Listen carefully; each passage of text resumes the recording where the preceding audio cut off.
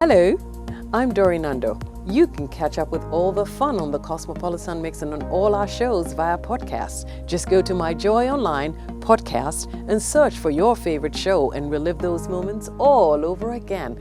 Only on Joy 99.7 FM, radio for discerning listeners. Super Hits Radio, Joy 99.7. Welcome to the AM News, and in our first story, former President John Dramani Mahama has launched a scathing attack on the government's management of the economy.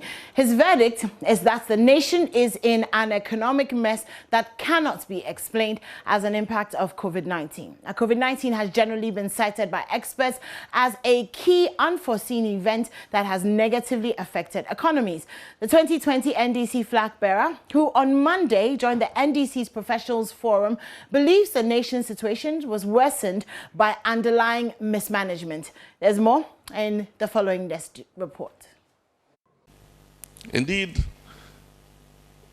you remember that at a time when the new government had just taken over, a year or two after, when things, they were still enjoying the largesse that we had left them, one of the leading members of the government said that their reserves had grown so big that if any external shock affected Ghana would be able to go 3 months without seeking any external assistance. I don't know how many of you remember that statement. When COVID hit, it didn't take 2 weeks for the Ghanaian economy to go on its knees.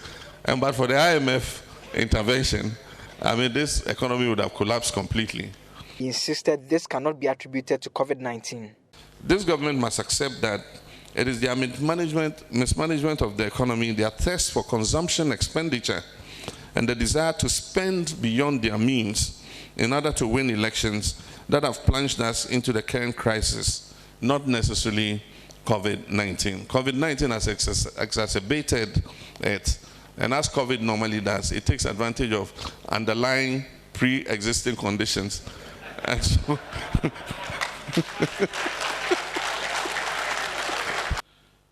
COVID-19 has become the convenient whipping boy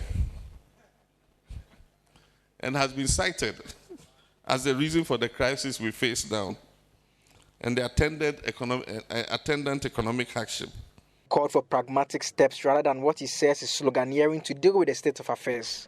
Professor of Finance Lord Mensah, who was chairman for the program, said there's a disconnect between economic indicators and the state of affairs. You could see there's kind of a missing link between the various economic indicators that are being churned out from the strong room of economic management and then what is happening on the grounds. Because if you mention that interest rate is coming down, GDP is growing. For economics, we call something lead indicators. And for GDP to grow, I expect that businesses will start spending. The NDC's Professionals Forum, organizers of the event, intend to hold similar lectures to address various issues of national concern.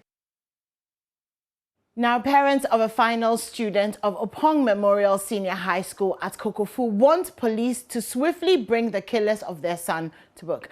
19-year-old visual arts student Richard Apia was stabbed in the lower abdomen by some youth following a confrontation. Mother of the deceased, Florence Boahima, wants police to speed up investigations to bring relief to the family. Her appeal comes as police hunt for a gang suspected to have been involved in the stabbing incident. Interior reports. The final year student, in the company of 4 others, sneaked out of campus on Saturday to the Kokofu town. At the time, all students were asleep. Police say the attack on the deceased and his friends, who are noted for sneaking out of campus, was premised on an earlier incident. Bekwai District Police Commander DSP Damte Brown tells JoyNews the latest incident was triggered by the opposing youth seizing an iPhone of one of the friends of the deceased. A student called Richard Apia. He has some friends in the school, and they used to sneak to town every evening.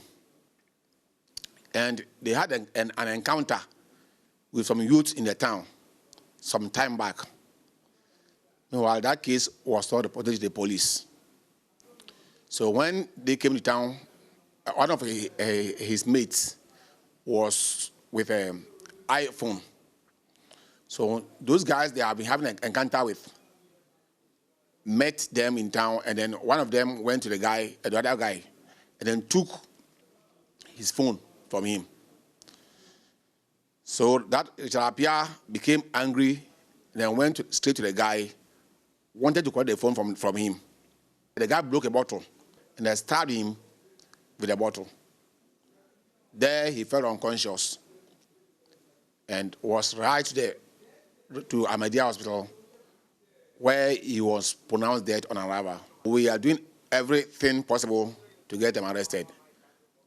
I have informed some informants to assist us to get the culprit.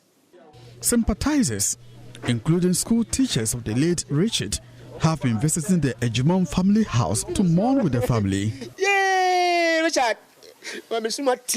Hey! Richard's father, Kwabena Appiah, is a security officer at the school. He always checks on his son anytime he's on duty. He was off duty on Saturday night when Richard, his third child, sneaked out of the school. He is devastated. Richard,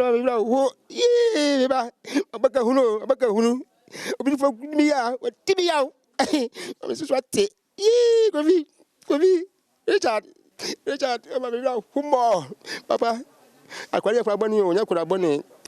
Now, some busy been paid as I put 3 second part and level 4 school level 4. Never never to be sure. Me, yeah, and Meanwhile, his wife, Florence Bohima, is calling for swift police investigations into the matter.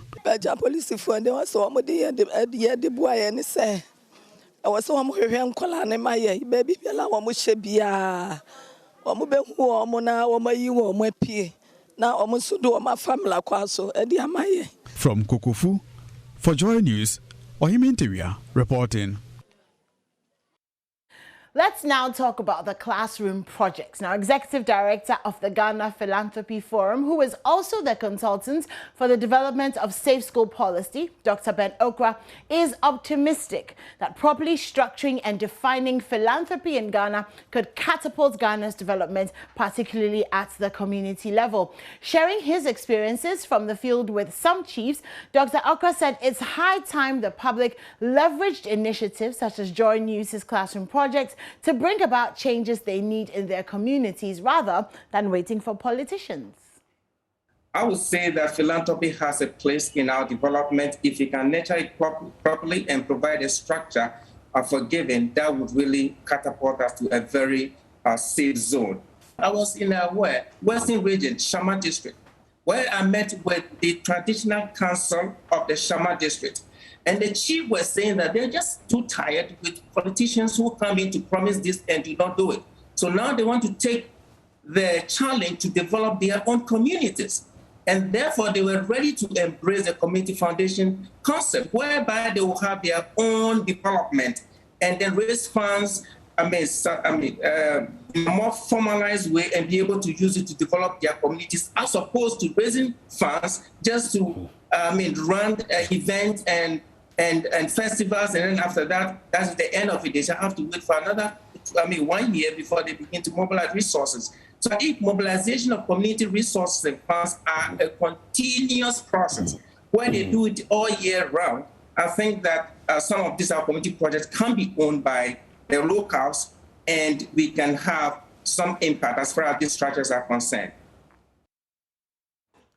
Now, the classroom project seeks to help 2 communities construct 2 classroom blocks, one in the central and the other in the northern region. For all your support and assistance, you can send us Momo, and the transactions should go to 059-303-8832 Joy FM, or to the Access Bank account number 009-0101-054-191 Castle Road branch. The branch code is 009 and the SWIFT code is ABNGGHAC. You may also reach us at our front desk for further inquiries on the number 030-221-65 840. Thank you so much in advance. But let's move up to the north next. And the Bishop of the Anglican Diocese of Tamale, Right Reverend Dennis Debukari Tong, has taken a swipe at government for saying the single-digit inflation is as a result of prudent management. He describes it as mere numbers to the ordinary citizen. Right Reverend Debukari says what is important to the ordinary Ghanaian citizen is to see the single digit reflect in their lives. Right Reverend Dennis Debukari Tong said what is important to the ordinary Ghanaian is to have money in their pockets to be able to meet their health costs, have access to electricity and water, and be able to pay their utility bills. He said this when he addressed the 10th Diocesan Synod of the Anglican Diocese in the Northern Region capital town on the theme Building the Diocese, a collective responsibility of all the gifted. The Right Reverend said, even though they believe the government is working to fix the nation, what they ask is those in authority to accelerate the process. Government must be seen to be serious with repairs on the country's economy. The single-digit inflation we hear these days are just numbers. What is important to the ordinary Ghanaian is prices of cement and other building materials reduced to their pocket content.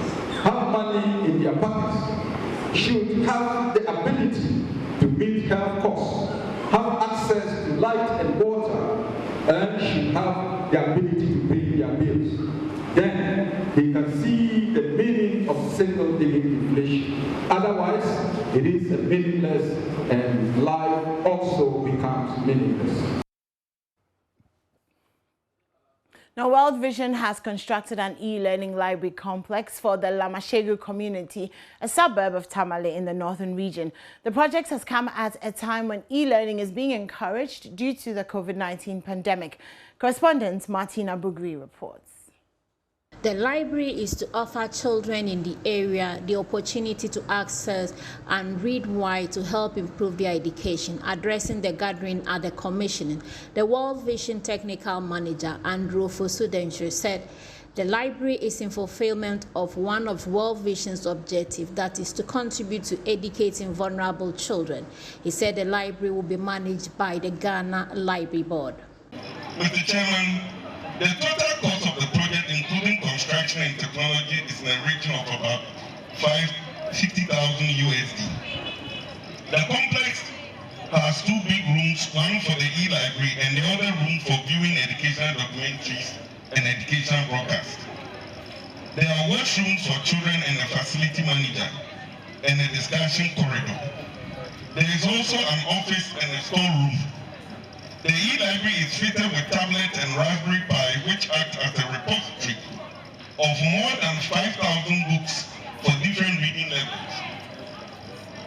The facility barely uses data. The repository is updated when there are new titles of books available. The tablet also has the Ghana Library app, which also makes books, including textbooks, available for the children. The West Africa Regional Leader, World Vision International, Carla Deniza, said the complex is the second one to be commissioned by World Vision, adding that many others are in the pipeline. This e-library is the second one executed by World Vision Ghana. The first one is in Busoso in the eastern region of Ghana. And I believe that this second one will result in many, many, many more across the country. To me, books, whether they're hard or online, are like seeds. They're seeds that when sown, they shall blossom into fruit.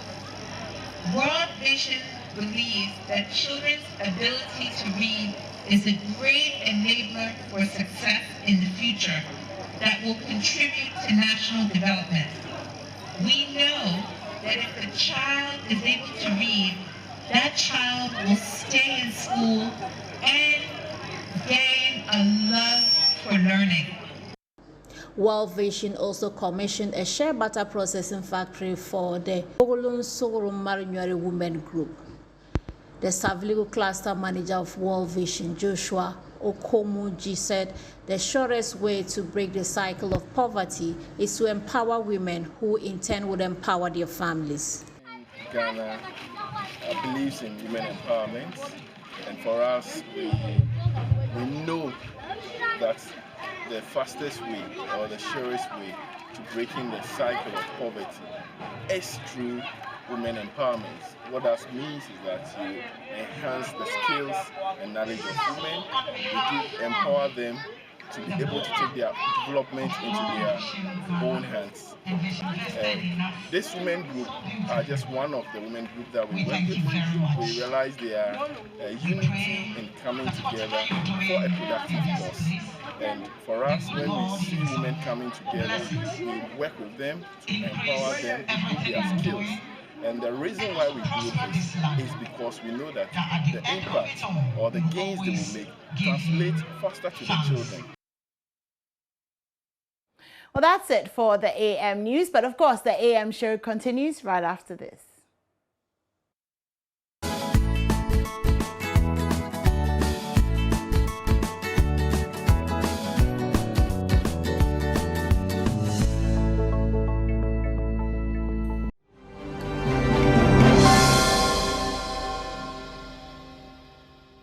This is the AM show, and this morning, of course, we're desperately missing Israel Lai, who's not feeling too great, but we know he's watching, so good morning.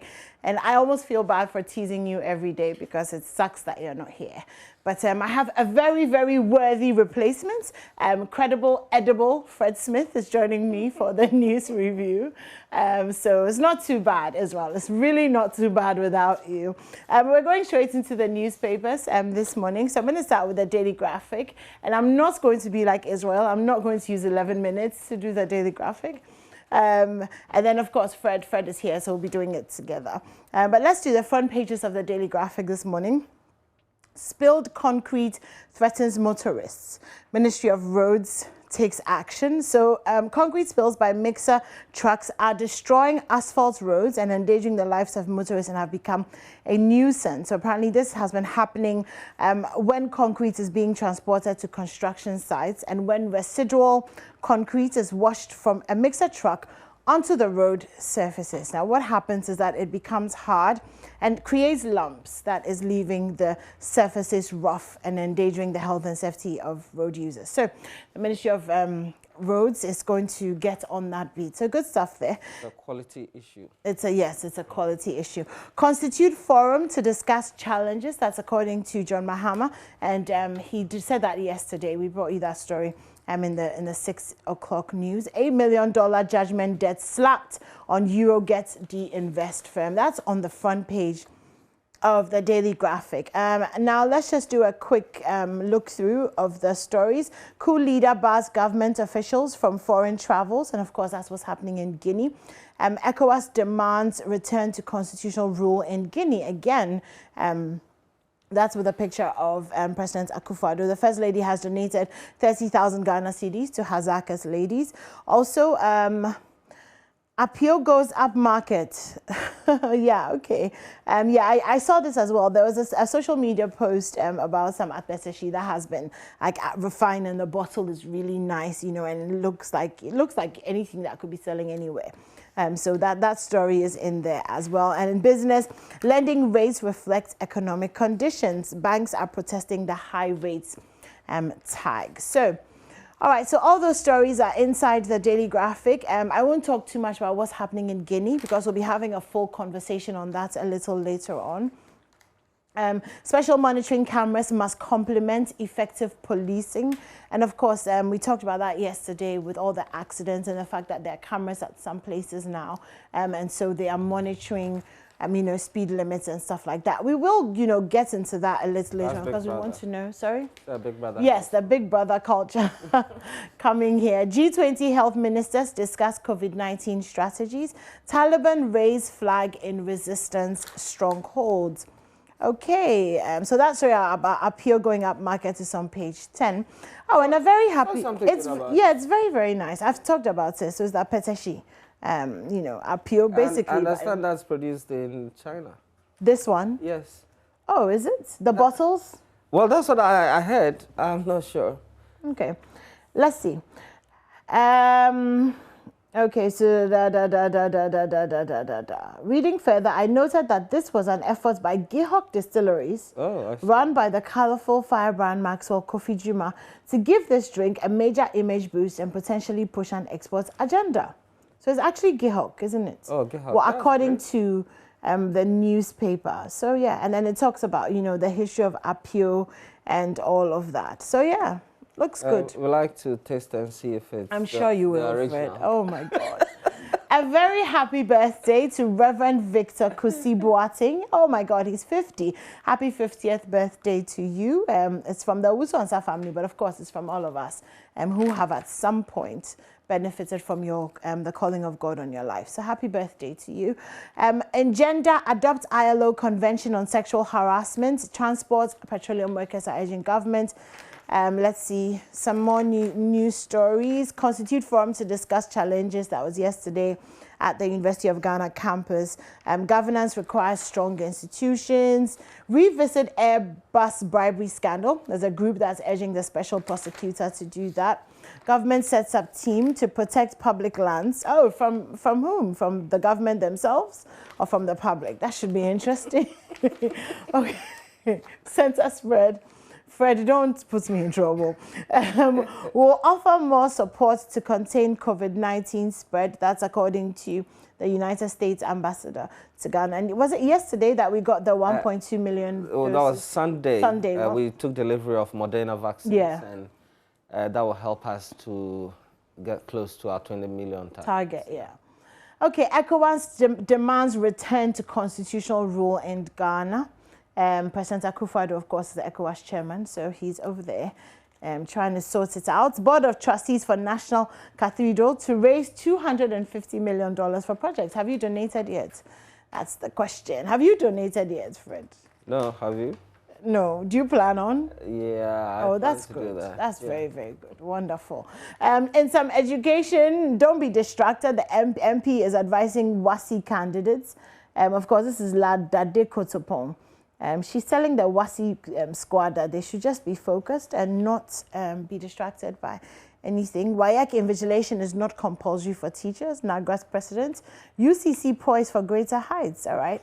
2 die in gory accidents. That's still the daily graphic. And then, so there's also business, the graphic business. Lending rates reflect economic conditions. So that's there. You can, if you get the graphic, then you can get all the stories from there. And almost done. Government hints of combining VRA Bui power assets. That's according to Energy Minister. And bird-stricken flight completes journey to Amsterdam. So remember that this KLM flight, it couldn't take off because there was some bird issues at Kotoka International. So it touched down at 9:52 a.m. yesterday, eventually, after leaving Accra 1 a.m. on Sunday night. So this happened at 10:35. There was a bird strike close to the Boeing's windshield, and when the flight was headed to Amsterdam. Anyway, an investigation has been launched into the circumstances that led to the bird strike. So we'll find that out. Residents are unhappy about Ho dual carriage road. And Pele has been hospitalized in sports. Oh, so Brazilian footballing legend Pele has been in hospital for 6 days with an undisclosed health problem. But the 80-year-old is not seriously ill. Okay, so they're reporting that he's undergoing routine examinations in Sao Paulo's Albert Einstein Hospital when the undisclosed issue was detected. They're also saying there's no cause for alarm. So anyway, we're praying for him, hope that he feels better soon. And on the back page of the Daily Graphic, Ghana's World Cup campaign suffers jolts. Of course, this is the loss to Bafana. So yeah. Okay, I don't know what that's going to do for us. Well, we'll have that conversation later on with George ATTOH Jr. and a few of our sports consultants. Where are we on the table now? I think second. We are second, yeah, after second, South yes. Africa. There's still a chance for Ghana if you're able to beat Bafana at home and then beat Ethiopia away. I love your and hope. that's very possible. We can beat Ethiopia at their home. Yeah, and we can beat Bafana here. Remember, we didn't have a lot of our stars in yesterday's game. Partey didn't play. A lot of the European, especially those who play in the EPL, did not feature yesterday. So we'll have a much stronger squad when we meet them later on. So yeah. I pray that hope Ghana is going to qualify. Be hopeful. Okay, that's it for the daily graphic. The Ghanaian Times leads with the aftermath of the coup d'etat in Guinea. It comes with a photograph of President Akufo-Addo. It says ECOWAS threatens Guinea expulsion. UN, AU join to condemn coup, demand release of President Condé.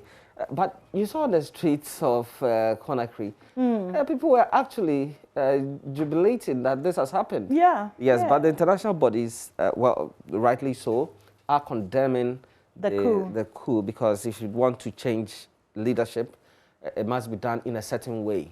After the constitution was changed for a third term, we'll be there. No, it would have been changed for a fourth term too.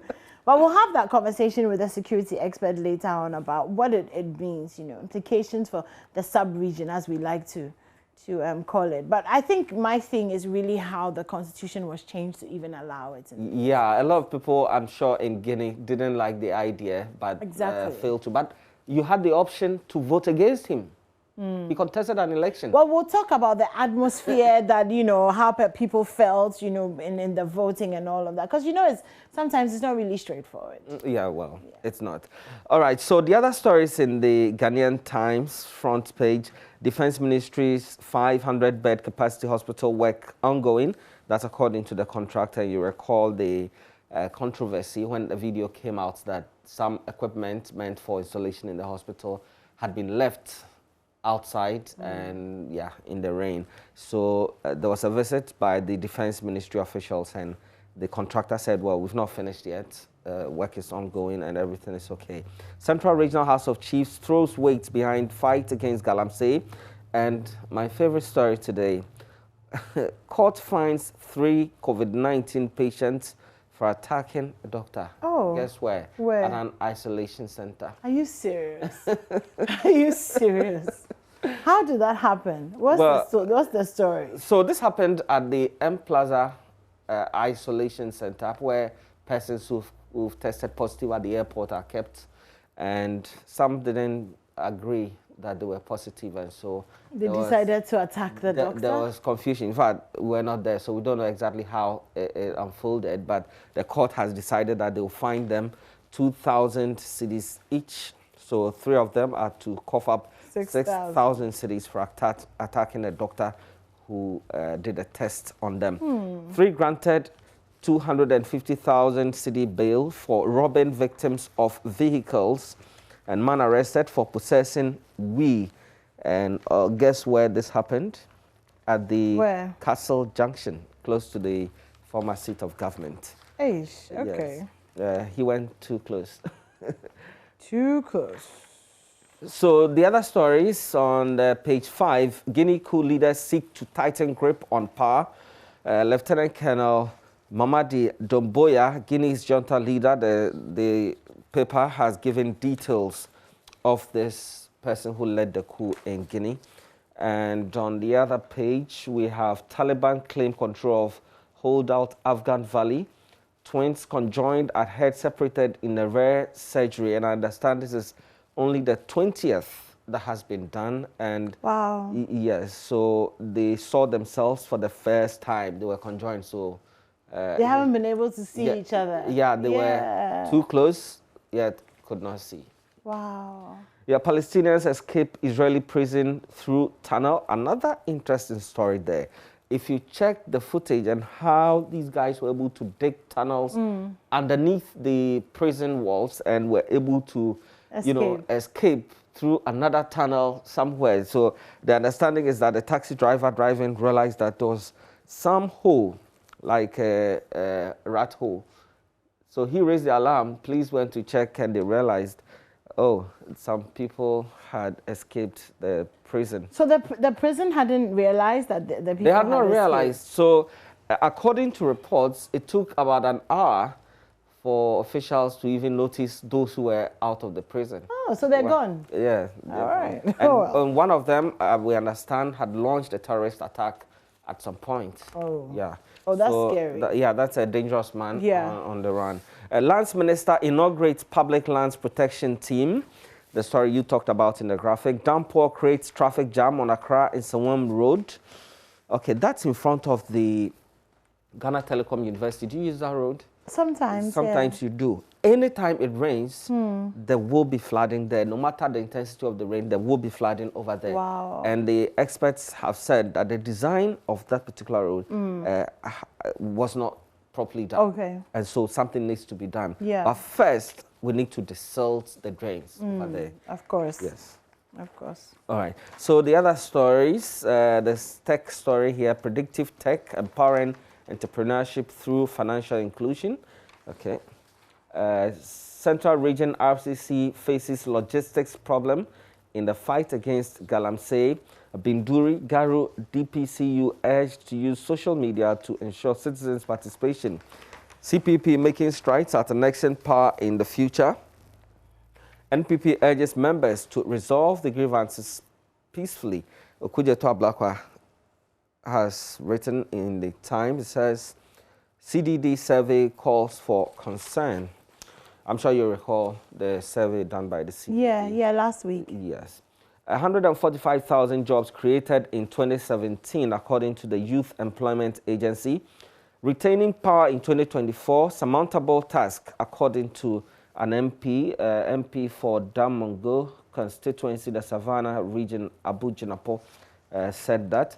MAHAMA, president's unwillingness to fight corruption, worrying, and he delivered a lecture at the University of Ghana yesterday where he raised concerns about the management of the economy by the Akufo-Addo administration. And on Newsnight, you heard the Deputy Finance Minister reject the claim that government is mismanaging the economy. Yeah. Ghana National Fire Service begins public sensitization in Accra. So this door-to-door campaign. And, oh, there's this story. I was skipping it. International Literacy Celebration. Any lessons for Ghana? Okay, so there's an article in there for us. SNIT ends Customer Service Week in Bono East Region. WAEC donates 2 motorcycles to Accra Central Police Command. Central Regional House of Chiefs throws weight behind fight against Galamsey. NCCE steps up public education on COVID-19 Delta variant. Aftermath of coup d'etat. Okay, that story I brought you earlier on about Guinea School and many others. Let me jump to the back page of the paper. There's sports. Black Stars lose to Bafana. And I told you there's still hope for Ghana. Hearts right to CAF over Champions League match. Okay, so let's do the Daily Guide now. And on the front page of the Daily Guide, Fix-It leader hails crew. There's a picture of Oliver Mausi Bakawomawo. NDC lashes Presby moderator. Accounts declare Asin North vacant. That's according to Backbin. And Nana opens Western North Jubilee House. So one of the people leading the Fix the Country protest has sparked outrage after endorsing the ongoing military takeover of a constitutionally elected government in Guinea. Oliver Vomawa, who calls himself convener of Fix the Country, expressed his elation on social media when he appeared to hail the unconstitutional action which he has been advocating in Ghana as well. Okay, so if you'd like the full story, it's on page 3 of the Daily Guide. ECOWAS demands Alpha Conde's release. So some international stories. Palestinians escape Israeli prison through tunnel. Fred has brought all those ones as well. Okay, let's move on. Accounts declare Asin North vacant. That's still going on. Akufo-Addo commissions 6.7 million rice factory in Western North region. Educhum Lords UCC for feet. We'll talk about UCC for a couple of days now. Are you not interested in this story? Which story, Fred? There's lobbying for the leadership position at the Ghana Revenue Authority. It turns out that the Commissioner General is about to retire. Yes, Reverend Amishadai is about to retire, and there are lots of people who are interested in that what don't we lobby for here in Ghana? Well, I'm listening. Yeah, people love it too. Even buying your kegari cry, you go and bribe the woman at the back so that she will let you cross the lines. Actually, we be lobbyists, but anyway, let's do some entertainment. Film Classification Committee chases Prophet OPPONG over pornography. Oh boy, oh boy. Okay, so the FCC of the National Film Authority in charge of content on TV is on the case of the leader and founder of Ebenezer Miracle Worship Center, Prophet OPPONG, for allegedly showing pornographic content. Oh gosh, okay. So according to the FCC, OPPONG broadcasted sexual scenes between a fetish priest and a person purported to be a client on his show. The content, it said, is inappropriate for free-to-air television. Okay, so I guess in the process of telling the testimony or, you know, doing the deliverance or whatever. Yes, he did that. And did you see film classification, I didn't.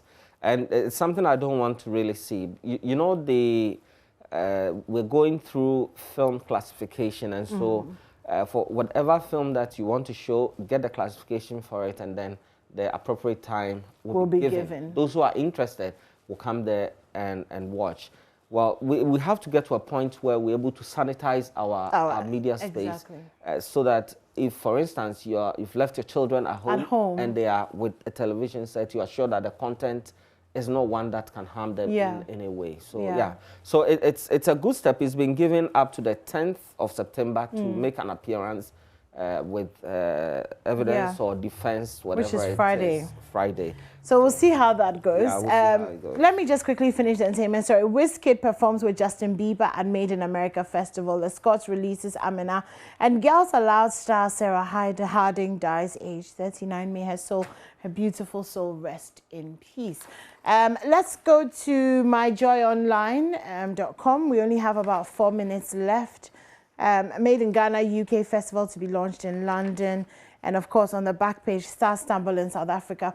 And player in coma dies after 39 years. You remember the former France defender Jean-Pierre Adams of Paris Saint-Germain, who was going to get a routine knee surgery, and the anesthesia was too much. And so he's been in a coma for 40 years. And he's died. So may his soul rest in peace. It's been a very long and difficult 40 years for himself and his family, I can imagine. So that's it for, well, some of the newspapers. Let's do My Joy Online quickly, and then we can hand over to Oreku. Okay, so African leaders must call out colleagues who abuse tenure to prevent unrest. That's according to Okujeto Ablakwa. Other stories on My Joy Online. Guinea coup, ECOWAS and AU have failed. That's according to Ablakwa again. Citizens are calm and jubilating after military takeover. Guineans tell JoyNews. COVID-19 records 17 more deaths. Ooh, numbers are going up. Doctor assaulted by 3 COVID-19 patients. Achimota, Kolebu, Abekan La Paz, and other areas in western parts of Accra to experience interruption of water supply. Oh no.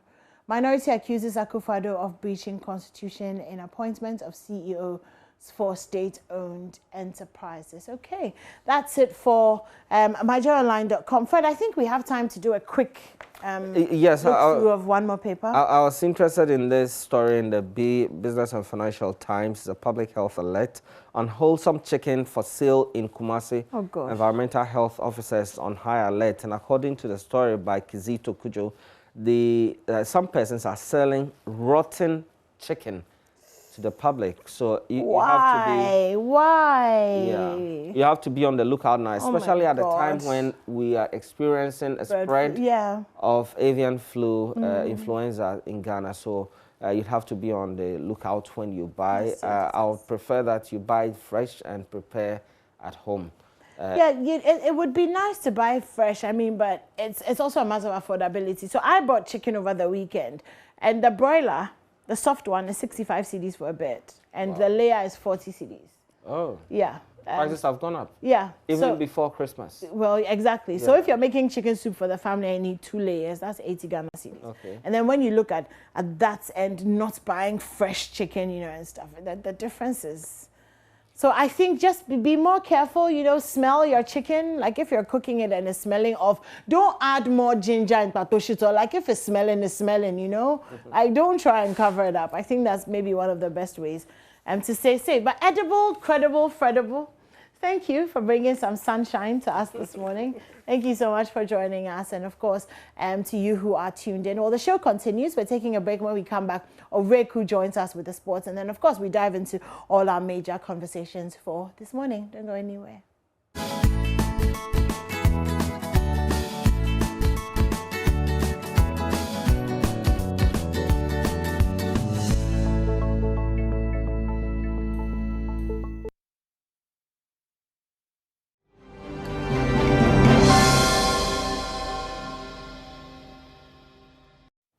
Hello, good morning and welcome to the AM Sports with me, Oreku. Wampofo. It's been a difficult past 12 hours for Ghanaians as they try to assimilate what was a disappointing performance by the Black Stars. But for the first time in 21 years, South Africa managed to beat Ghana in a competitive game. This time, it was by a lone goal at the FNB Stadium in Johannesburg on Monday evening. It was the second game in the 2022 World Cup qualifiers for both countries, with Ghana hopeful of at least returning to Accra with a point.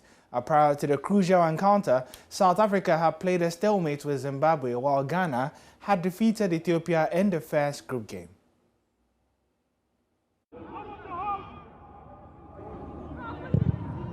Tao whips it in, it's a decent delivery. Double-headed out.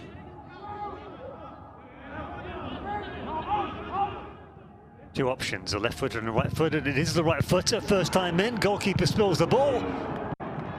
And they can't really do anything with a follow-up. Hard to control.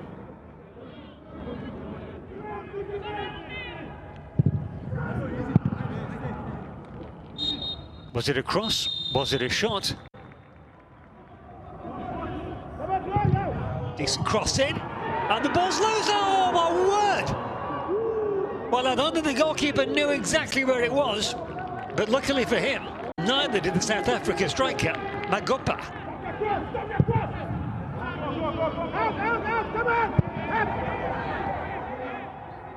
He wants a runner, and he gets one. There's the cut back, well-controlled acrobatic kick just wide of the post.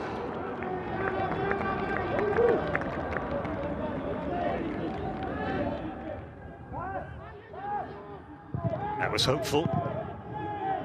That was brave. Still with South Africa, golden opportunity, and there's a goal! The breakthrough! The hosts have done it! It was messy, it was scrappy, but who cares? Bafana take the lead, 1-0, with just under 10 minutes to play.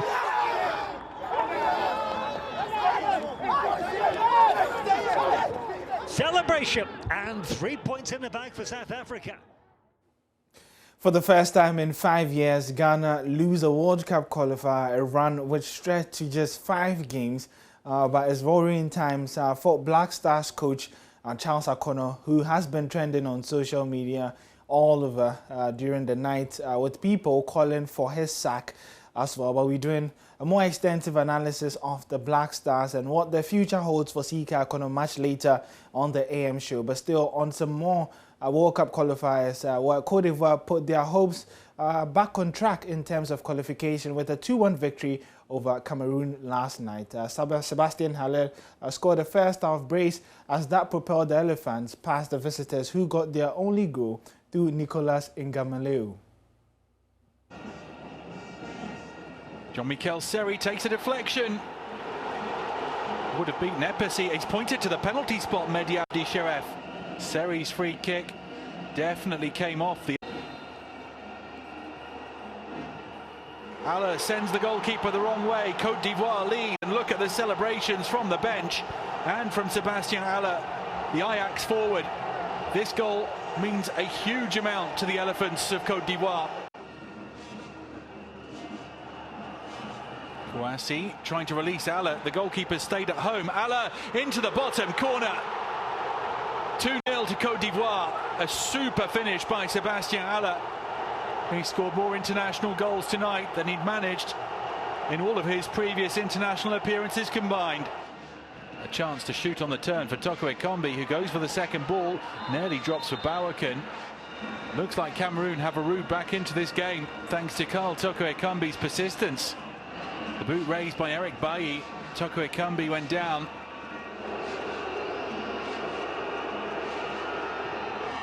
Gamula scores, and Cameroon are back in this. Gave him the eyes, tucks it into the other corner. Seri takes, goes straight for goal and hits the bar. Wonderful free kick. The danger's still there. Kouame over the bar. Flighted onto the crossbar with the keeper beaten.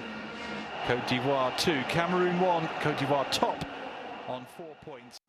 Ivory Coast now on 4 points, but Uganda also managed to force a goalless draw with visitors Mali in Kampala in Group E of the 2022 World Cup qualifier. Despite the draw, Mali remain top of the group with 4 points from their 2 games so far, while Uganda have just 2 points from 2 goalless draws.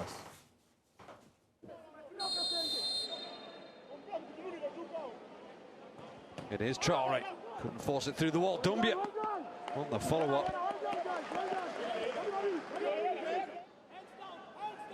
Aindara's ball in, and he came for it. Watengi didn't get there, and the cry was not one of pain but of anguish. It was an opportunity, got there in front of Watenga.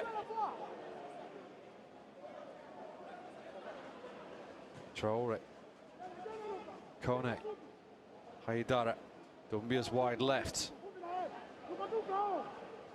Doumbia goes for goal. Number 10, the younger of the two, as the ball comes in. Wasn't too far away, was he?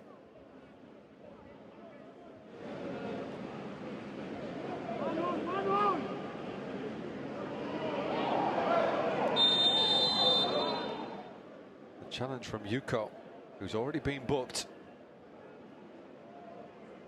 Referee from Mauritius going to make of all this. It's a red card. It's driven in. And in the end, Munkoro looked a little uncomfortable.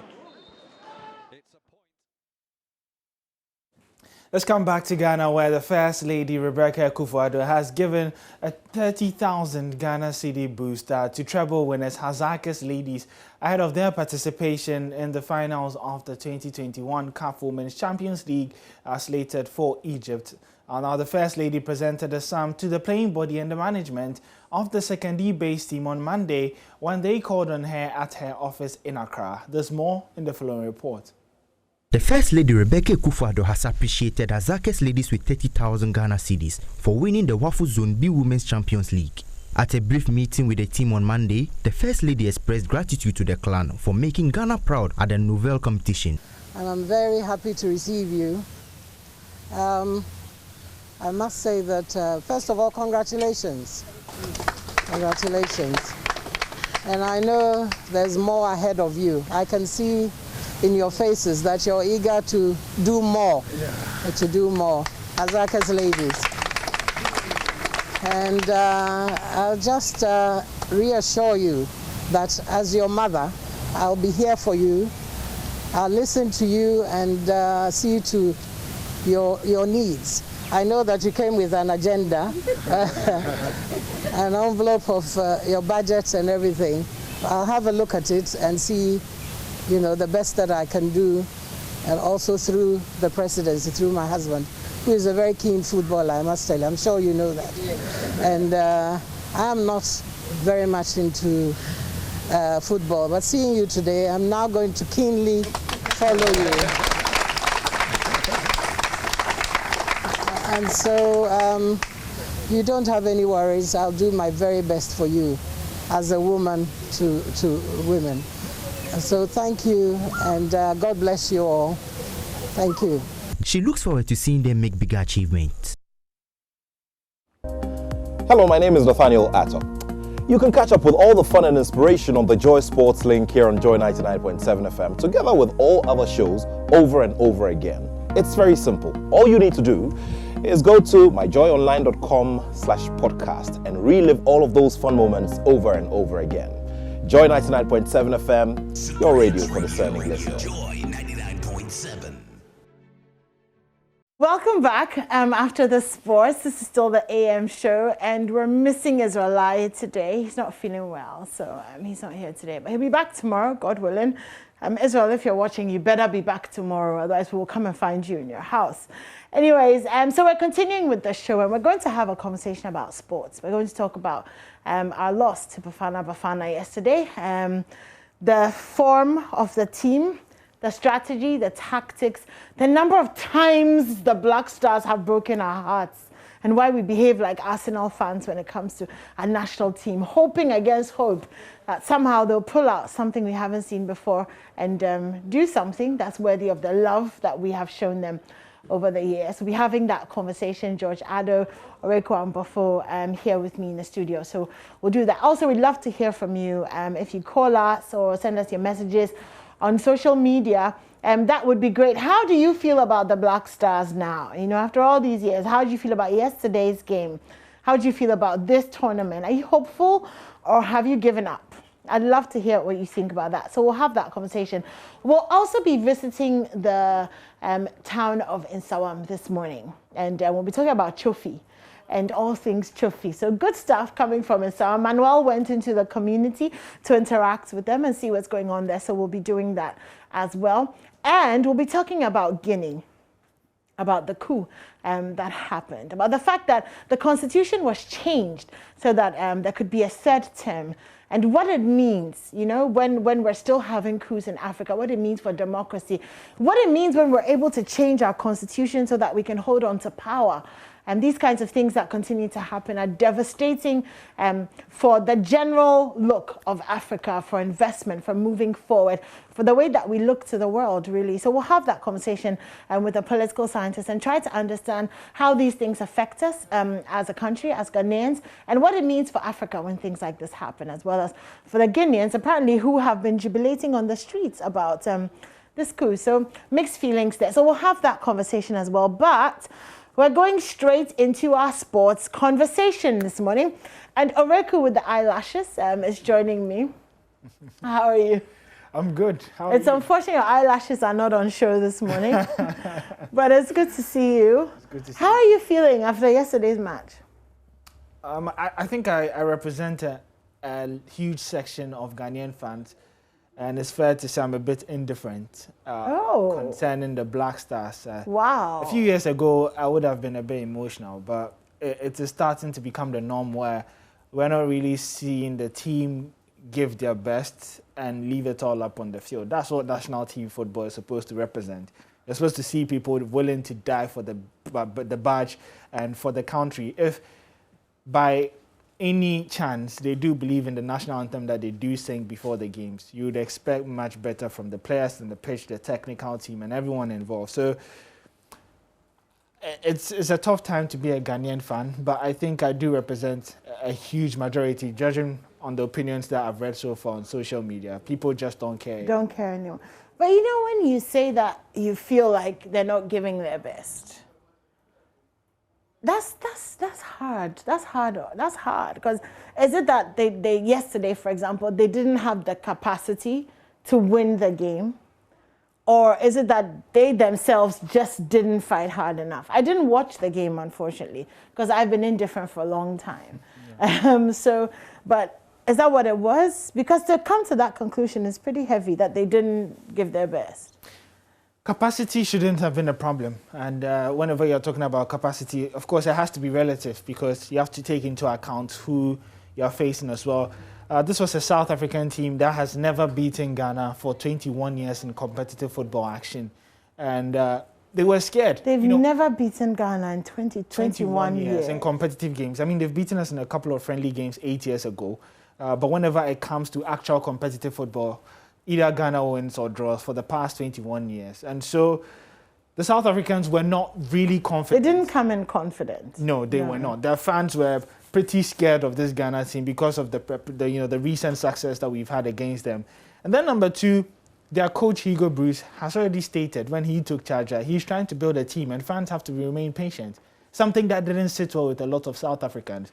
And so if you look at their team, it's a very young team, and they actually had this Afro kid who was very aggressive in the middle of the park. He's just 20 years old. And so this is relatively a very young, new-look South African team. And it's just Percy Tau, who's maybe a seasoned professional. The rest ply their trade in South Africa, playing in their league as well. So this isn't a team that is so above the Black Stars in terms of quality and experience. If by anything, Ghana's team probably was more experienced than the South African team as well. So it wasn't a case of capacity. I think it's a combination of a lot of things. But from what I saw, if players really do want to die for a badge, you would see something.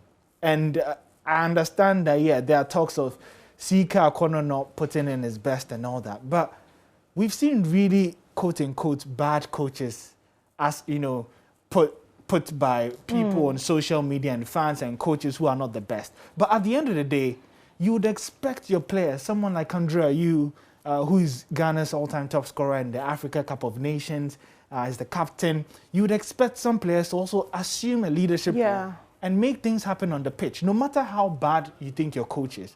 But we saw no signs of that. And that's why I think that it's a bit unfair to see Akono that everyone is overlooking, you know, the effort of some of these players. Players lose the ball, do not track back. If you watch the goal, Ubarak Wakaso was walking and left his man. Wow. People are just not putting in their best anymore. And that's the hard truth. And it's difficult for fans to give their best when players are not giving their best on the pitch. But I mean, there was also the argument that yesterday's team wasn't like, you know, our top team. So those are some of the arguments that I've heard. But after you've explained the fact that even Bafana, it's not like this was a team that, you know, like you said, is young. We didn't necessarily need to have our top people on there to beat them, did we? No, we didn't. We absolutely did not. And even our so-called not top team had Alexander Djiku, who had so many offers from European class, plays in the French Ligue 1. On the left side, Gideon Mensah also plays in the French Ligue 1, was bought by Bordeaux. And then we had Jonathan Mensah. He's a seasoned professional, won MLS Player of the Year for Columbus Crew just last season. And we have Richard Ofori, who keeps for Orlando Pirates as well. Wakaso in the midfield. And, you know, with the likes of Baba Idrisu, Lomote, Andrea Yu, these guys should be enough. Yes, I understand Fatao of Hearts of Oak made his debut. And Yao Yeboah has been in form, playing in the Polish top flight, and has attracted interest from Turkey. And so, on paper, although we're missing some key players like Thomas Partey, Kudus, Jordan Ayew, Daniel Amate, I still think Ghana had enough to be able to at least probe the South African defense. You know, in football, it's sport. You can lose a game. But when you lose, what can you rely on? You can always say that, oh, we played well, we created chances, we were just unlucky. And that would probably change in the next game. Okay. But when you see consistent, you know, traits of not really trying to create anything, we saw traces of the Ethiopian game where Ghana really failed to carve open the Ethiopian defense and never really probed any defense that they've met. And that's the pattern that we've been seeing in the past 4 games. And our only goal in the last 4 games is a long-range effort by Wakaso that, you know, the keeper should have saved and it crept under him. So the team is just not creating enough. And, it's a whole host of problems that we're witnessing. It sounds like a whole host of problems, and it sounds like another heartbreak story, if you ask me. I think we have George ATTOH Jr. joining us as well. He's a Joy Sports editor, the famous George ATTOH Jr. Okay, so George will be joining us in a second, but let's watch the highlights of yesterday's game and then we'll continue the conversation. Tau whips it in, it's a decent delivery. Double-headed out.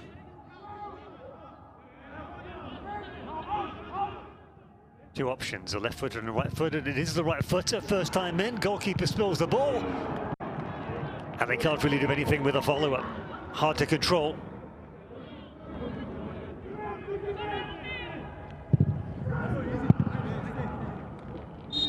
Was it a cross? Was it a shot? Decent cross in, and the ball's loose. Oh my word! Well, I don't think the goalkeeper knew exactly where it was, but luckily for him, Neither did the South Africa striker, Magopa.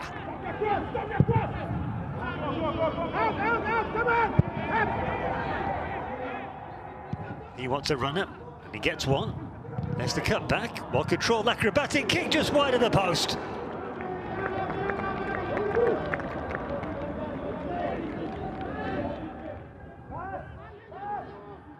That was hopeful. That was brave. Still with South Africa, golden opportunity, and there's a goal! The breakthrough! The hosts have done it! It was messy, it was scrappy, but who cares? Bafana take the lead, 1-0, with just under 10 minutes to play.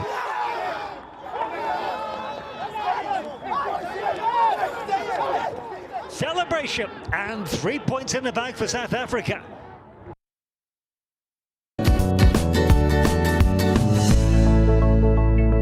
We didn't mean to upset you. We didn't mean to remind you of the pain that you're feeling at the fact that we lost that game. But of course, we had to go through the highlights. So I would say that I'm sorry, but you know, it is what it is. NATHANIEL, man, he's a football coach and a sports pundit. He's joining Oreko and I to have this conversation. I'd love to hear how he feels about our loss yesterday. Good morning, Nana. Aloha. Are you there? Hello, Nana. Can you unmute, please? To go through the highlights. So yes, I would say that I'm sorry, but you know, it is what it is. NATHANIEL, man, he's a football coach and a sports pundit. He's joining Oreko and I to have this conversation. Okay. So, can you hear me in real time, Nana? Can. Okay, great. Yes, I can hear you. Okay, great. So how do you feel about yesterday's game to start with? Can you unmute? Okay, we're having a bit of a delay thing going on. Technology is just, you know, it's a thing, isn't it? Sometimes, but we have Nana. He's joining us so that we take his opinion on it. But why don't you join us? We're live and interactive as well. If you go to Facebook, Twitter, Instagram, tweet at us. It's JoyNews TV on Facebook or JoyNews on Twitter. And on Facebook, JoyNews TV as well. Tell us what you think, how you feel about yesterday's game, how you feel about the Black Stars. I'd love to hear from the Arsenal fans. How do you feel about the Black Stars? Because you guys are loyal. So, you know, are you still loyal to the Black Stars as well? Or is it just Arsenal that gets that kind of love from you? But Oreko, whilst we're waiting for NATHANIEL, I want to talk to you about the coach. Because on social media, again, there are people who are already calling, you know, for him to be sacked or calling for his resignation. I mean, the health minister hasn't resigned, so like, I don't know about that. But what do you think? What do you think about the coach? Well, after 10 games, if you have a win rate of 40%, this is what you should expect. And football is a game of results. At the end of the day, if you don't have your results to fall on, then Ghanaians should see a good performance. A performance that would give them hope that after what we've seen in 10 games, we should get better in the next 10 games because we can see that you're establishing a style of play. You can see that you're trying to work on something and you do have a core in the team. Unfortunately, that hasn't been the case for CK Akono. And I remember when he was a player. Yeah, he was a really good player. Yeah. But he's a good coach. In there, you can see a guy trying, but maybe the job came too early. Remember, he had just had previous experience with Ghanaian side, you know, had a Kotoko where he won the Normalization Cup. Couldn't really progress in the CAF Champions League as well. But maybe it just came too early. You know, he just started coaching 2009 and all that. So it's a difficult one because was my favorite. Just saying.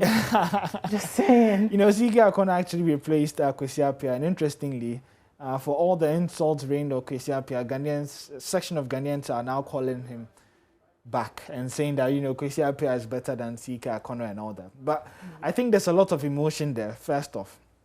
And people need to understand that, you know, circumstances are not the same. And when it comes to national team football, it's a combination of a whole lot of things. Now, you look at the most successful national teams currently, and it's one of two things. It's either the coach is super talented and is really dominant in the national team terrain, that he's able to accommodate the lack of talent and, active players in his squad. Unfortunately for Ghana, CK Akono isn't up there yet. And the overall squad quality is at its lowest in the past 20 years. And so you do have two variables, factors, who are all pretty low, but then expectations have stayed the same, high, and that have been at the top. And so for me, what I've been advocating is that we need clear communication. Is it a case that, we are going to accept that Ghana is transitioning and going through a difficult period, so we don't have to expect a trophy? Too much. Like Bafana. I mean, like what they said, right? Yeah. You don't need to go out there preaching that the country is going to win the Africa Cup of Nations next year. It is not realistic. The FA, the technical team, everyone has to be on the same page and say that we're not going to this AFCON to win it. We are building a team and we expect it to win in the next 5-6 years. And this is the plan that we have. We expect to probably get into the knockout round. This is our team call. In the next 2-3 tournaments, we expect them to start challenging in the semi-finals. Present them with the plan. Make sure everyone is on the same page. But you stay in your room, you come for a meeting, you go to a press conference saying that we are going to beat South Africa, we'll win, we'll get 3 points, and then we're going to win the Africa Cup of Nations. You're just stirring the expectations of Ghanaians, when the reality is that if you look at the Ghana team right now, there isn't so much quality. You look at the players who played yesterday in the absence of the English Premier League players. Yao Yeboah, before yesterday, had already played 2 games for the Black Stars. Samuel Owusu has been in and out, and ever since he went to Saudi Arabia, he hasn't been the same.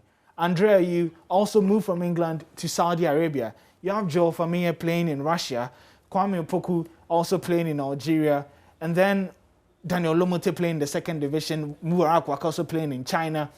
Our guys are not at the top anymore. It's not like those times where you have Muntari, ACN, Apia, Asamoah, Lai Kingston, all playing in the top 6-7. Going further back to that Bedi Pele, Tony Yeboah, Samuel Kufo. I mean, that was the squad. At that time, you don't need a super good coach because these guys were the thing. That was the squad. They could figure out things on the pitch themselves. Those were the days when I remember so clearly growing up. You're watching the football match and your heart is about to, you are just about to die. Because there was so much and they were so good. And they were extremely passionate and patriotic as well. Those were the times where you wouldn't hear anything about, bonuses or players. The less said about that. They were eager to play for the team. And it comes as no surprise that between 2008 and to 2017, Ghana made at least a semi-final in each of the Africa Cup of Nations. Different coaches, but it was never a problem because the core was active and good. But the reality is that we're just not there anymore. And maybe that's just what we have to accept. Yeah. Oh, gosh. It sounds like your boyfriend has broken up with you. Just accept it. Okay, we have Kwame Jomo-Ajiman. He's a sports journalist. He's joining us via Zoom. Hello, Kwame. Hi, Nimwa. Hi, good morning. Good to see you. Oh, there you are. Hello. Hi. Oh, so good to see you. Okay, so let's go straight into the conversation, Kwame. How do you feel about yesterday's match?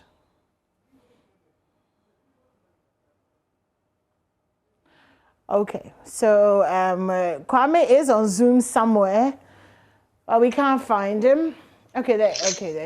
Oreko, this is your ancestors who are messing up my Zoom this morning. Kwame, okay, there you are. So how do you feel about yesterday's match? Well, I mean, if you saw the game on Friday, you would have said that, okay, we didn't play that well, but we still got a result, which is the most important thing. But watching yesterday's game was painful. Oh. It was painful. The performance was poor. It didn't look like the players were up for it.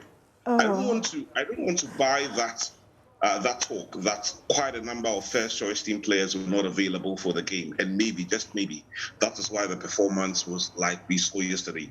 I'm sure CK knew that these players from England were not going to be available for the game against the South Africans. And I'm sure that since these players were invited, he had been preparing for this game against South Africa. So for me, that's not an excuse.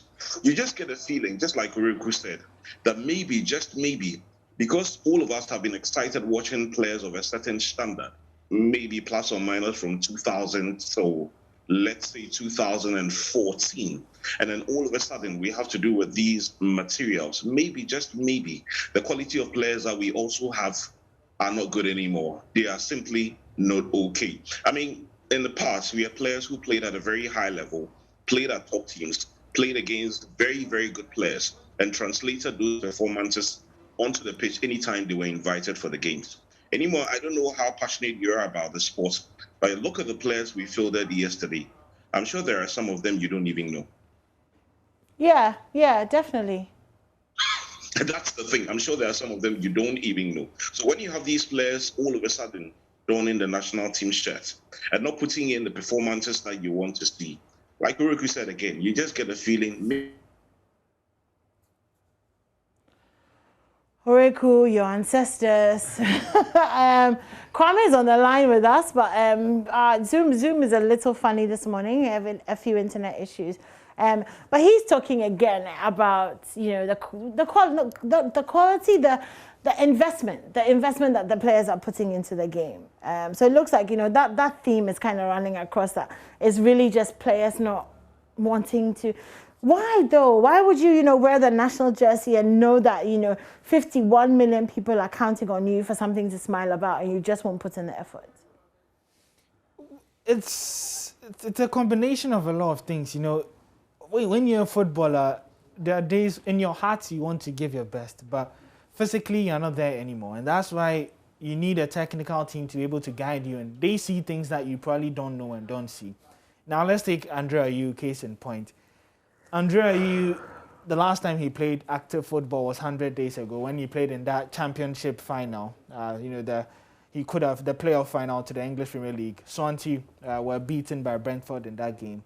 Now, within those 100 days, he joined Al Sadd, and he's only played a couple of friendly games and only resumed pre-season, you know, a couple of weeks ago with his new team. So he wasn't conditioned. On top form. Yes, Andre Ayew wasn't conditioned at all. But how are you having you're having these qualifiers, whatever thingy, and the national team is going to play, and you're bringing in players who are not.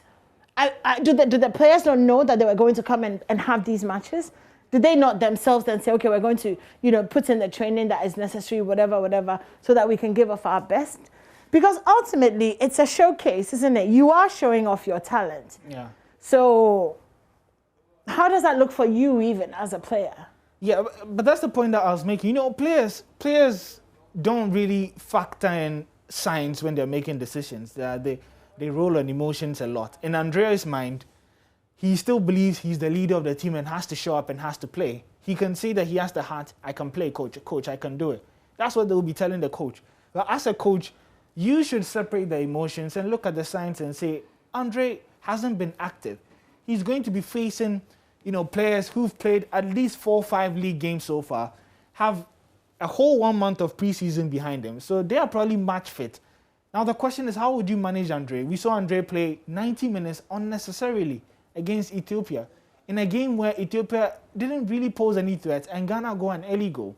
So after you played him in after the goal, you could have said, okay, if you knew you were going to start him in South Africa, then let him rest. Take him off earlier and let him rest. Instead, so like you said, the technical team is not maybe as on point either. Yeah, I don't think they're doing their best. You don't think anybody is on point, really? Yeah, I think that's what, a lot has to be done. A lot has to be done. You know, from even the fans, the technical team, the Ghana Football Association, the players. This is a national crisis. It's not just isolated. It stretches beyond the Black Stars to even the Black Starless, the Black Satellites, the Black Meteors. Everyone is involved in this. And if you look at history, whenever our youth teams perform well, it translates straight into the national team performance. You remember after the 2010 Under-20 AFCON, where Andre Ayew led the team in Egypt, 2009, to win the Africa Cup, the World Cup, the Africa Cup of Nations, and then eventually the World Cup with the Under-20 team. And just months later, we had Milovan Rajevac promoting a lot of those young players, taking them to Egypt, and they went to the final of the African Cup where they narrowly lost by 1-0 against Egypt. And so that same team, you know, players were picked from that and sent to the 2010 World Cup as well, and we almost reached the semi-finals. So whenever we've had a good pull from the young players, we have seen that translated into the national team. Now the question is, how consistent have our youth teams been recently? We failed to qualify for the Olympics, we failed to qualify for the last Under-20 World Cup, and it looks as if attention has shifted from the younger teams, and every resource we have available is being pumped into the Black Stars, which doesn't make sense. And then the Black Stars are not showing up for us. Yeah, because you're just spreading yourself too thin, and you're putting all your eggs in one basket. In one basket. Oh gosh, okay, well, Nana Jiman is back on Zoom with us, football coach and sports pundit. Let's try this again. Good morning, Nana. Good morning. Okay, there you are. Sounds good. So I hope that you were listening to us. Oreku has, you know, shared his opinion. He is not happy with the Black Stars. Lots of people aren't. But how do you feel about yesterday's match before we get into all the technicalities? Well, good morning to you, and good morning to the young man in your studio. I like his vim. I like his style. It's very objective. Well, the match, as we saw, was a complete disaster. There was, I don't know if there was a formation or if they had a game pattern or anything. What I saw was a lot of kicking and running. In our local parlance, giddy giddy, butu butu.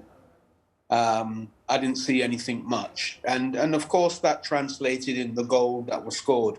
We should have lost that by 2-0 because they scored a goal earlier and it was disallowed for offside, but it wasn't offside. And they had numerous opportunities on our goal, which we weren't really able to defend, and they messed it up themselves. I mean, just look at 2 yards out from the goal line and you kick it wide of the post and you end up in the back of the net. Such is the inexperience of the new boys that are being groomed in South Africa. That really, to be honest with you, you know, mellowed down the embarrassment, because 1-0 isn't that bad, but it could have been 2, it could have been 3 against kids on the block, basically. I don't buy into the fact that we say we had key players missing, as we don't have any key players. There are no players before. We've passed that era. There were key players before in the likes of Sully, even Jan, you know, SCN, you know, and the likes like Kingston. We had a midfield quartet, to be honest, back in the day, that was in the top 5 best in the world back in those days. We don't have any of that now. And, you know, what I see is that with the advent of social media, because let me talk about us first, the people who talk to the public about our team. There are too many journalists who have access to social media who talk a lot of rubbish about our team. And when I say rubbish, they talk up the team and say the team is good, the players are good, this and that, blah, blah, blah. I wonder, you know, what's going on. And they deceive the general public. They deceive them into believing that we have a chance. And even politically, it has its implications because, look, $25 million has been earmarked for this Black Star team. They've been given a target, and CK has been given a target. Should win the African Cup of Nations, and they should appear in the semi-finals of the World Cup. Which drunk person said that? You know, because how are they going to end up in the semi-finals of the World Cup? Look how they play. What World Cup? Is it the under-17s World Cup we're talking about? Because it can't be the senior males team. How are we going to end up in the semi-finals of the World Cup? And indeed, how are we going to win the African Cup of Nations? How are we going to do that? You look at this team. We don't do team building. I don't know. The young man in the studio was talking about, you know, our junior teams, and they don't progress. Once we have an under-20 or an under-23, I mean, well, the under-23s are invisible. But once we have an under-20 that plays and they don't win anything, we disband them. We do that all the time. And so we end up with journalists saying, let's bring back Jan, let's bring back Sully, let's bring back this man and that man, because we don't have any options. We don't have any options. Now, I always talk about a selection criteria because on what basis have we selected these players? On what basis? I don't know what basis we select these players. I've heard the young man talk about the fact that Andre hadn't played for 100 days. I didn't even know that. I didn't even know that. But on what basis do you select him? Because he's the captain, even though he's not playing, so you select him, knowing that he doesn't have any match fitness. And this is a big problem. We don't have a comprehensive selection criteria. We haven't had it for years. We haven't had it for years. And for me, I think that we're wasting a lot of money on this Black Stars. We're wasting too much money. And every other sport suffers. You look at what happened in the Olympics. How many people did we send to the Olympics? How many people even had adequate training facilities before the Olympics? We don't put money into the Olympics. We don't put any money into the Olympics at all. Nothing at all. We don't put money into basketball, into tennis, into any of what we call the lesser known sports. We pump all the money into football. And I tell you, it's a political fallacy, because the politicians believe that if they pump the money into the senior national team and they should win the African Cup of Nations, that may somehow have an impact on the government of the day being re-elected. Poppycock. Poppycock. And as far as I'm concerned, to me, if I'll be totally honest with you, I see the, these huge sums going into the Black Stars as a way for people to pilfer money. That's what I see. I don't see it any other way. I see it's a means of stacking up some cash that those who are, up there can just be pilfering small. And we still won't get the results. But look, the one thing I don't agree is that we're in a crisis. It's been 40 years. What crisis? I don't know how old the young man is, but he's never seen a triumphant Black Stars yet with a trophy in their hand. And people under the age of 40 have never, ever, ever witnessed that. And it doesn't look like they're going to witness that this time round either. It's been 40 years. It's not a crisis of today. It's a crisis that has been with us for 40 years. And I don't see that there's anything much that we can do about it, because the fundamentals are not right. It's not right. And we don't have any idea. We should be grooming players to fill the boots of Asamoah Gyan. It's not impossible. We should be grooming players to fill the boots of Essien, of Muntari, of Painstill, of players like that when we lined up a Black Stars team back in those days, and we all sat around our TV sets or we were in the stadium, we know what was going to happen. And when we lost, but we played gallantly. We lost because we lost to the better team. Now we lose just because we lost. We're no good. I mean, where do we go from here? I don't know. I'm not going to be one screaming for CK to be sacked. But what I would say is that the GFA know what they have to do. They know what they have to do, because if the GFA really wants to win this AFCON, then there's got to be some changes. But terrible yesterday. Terrible. Now for that, absolutely killing the fire, and whatever hope was left, whatever joy was left, you've done a great job, a great reality check. Let's talk to Kwame, who's joining us back on the phone lines, on Zoom, sorry. Kwame Jumo as well. Kwame, you've had Oreku, you've had Nana. Are you going to kill us too, or are you going to give us some hope? Well, I am not overly pessimistic. I still look at this team and I say, okay, we're building a national team, like Nana said, like Oreku said.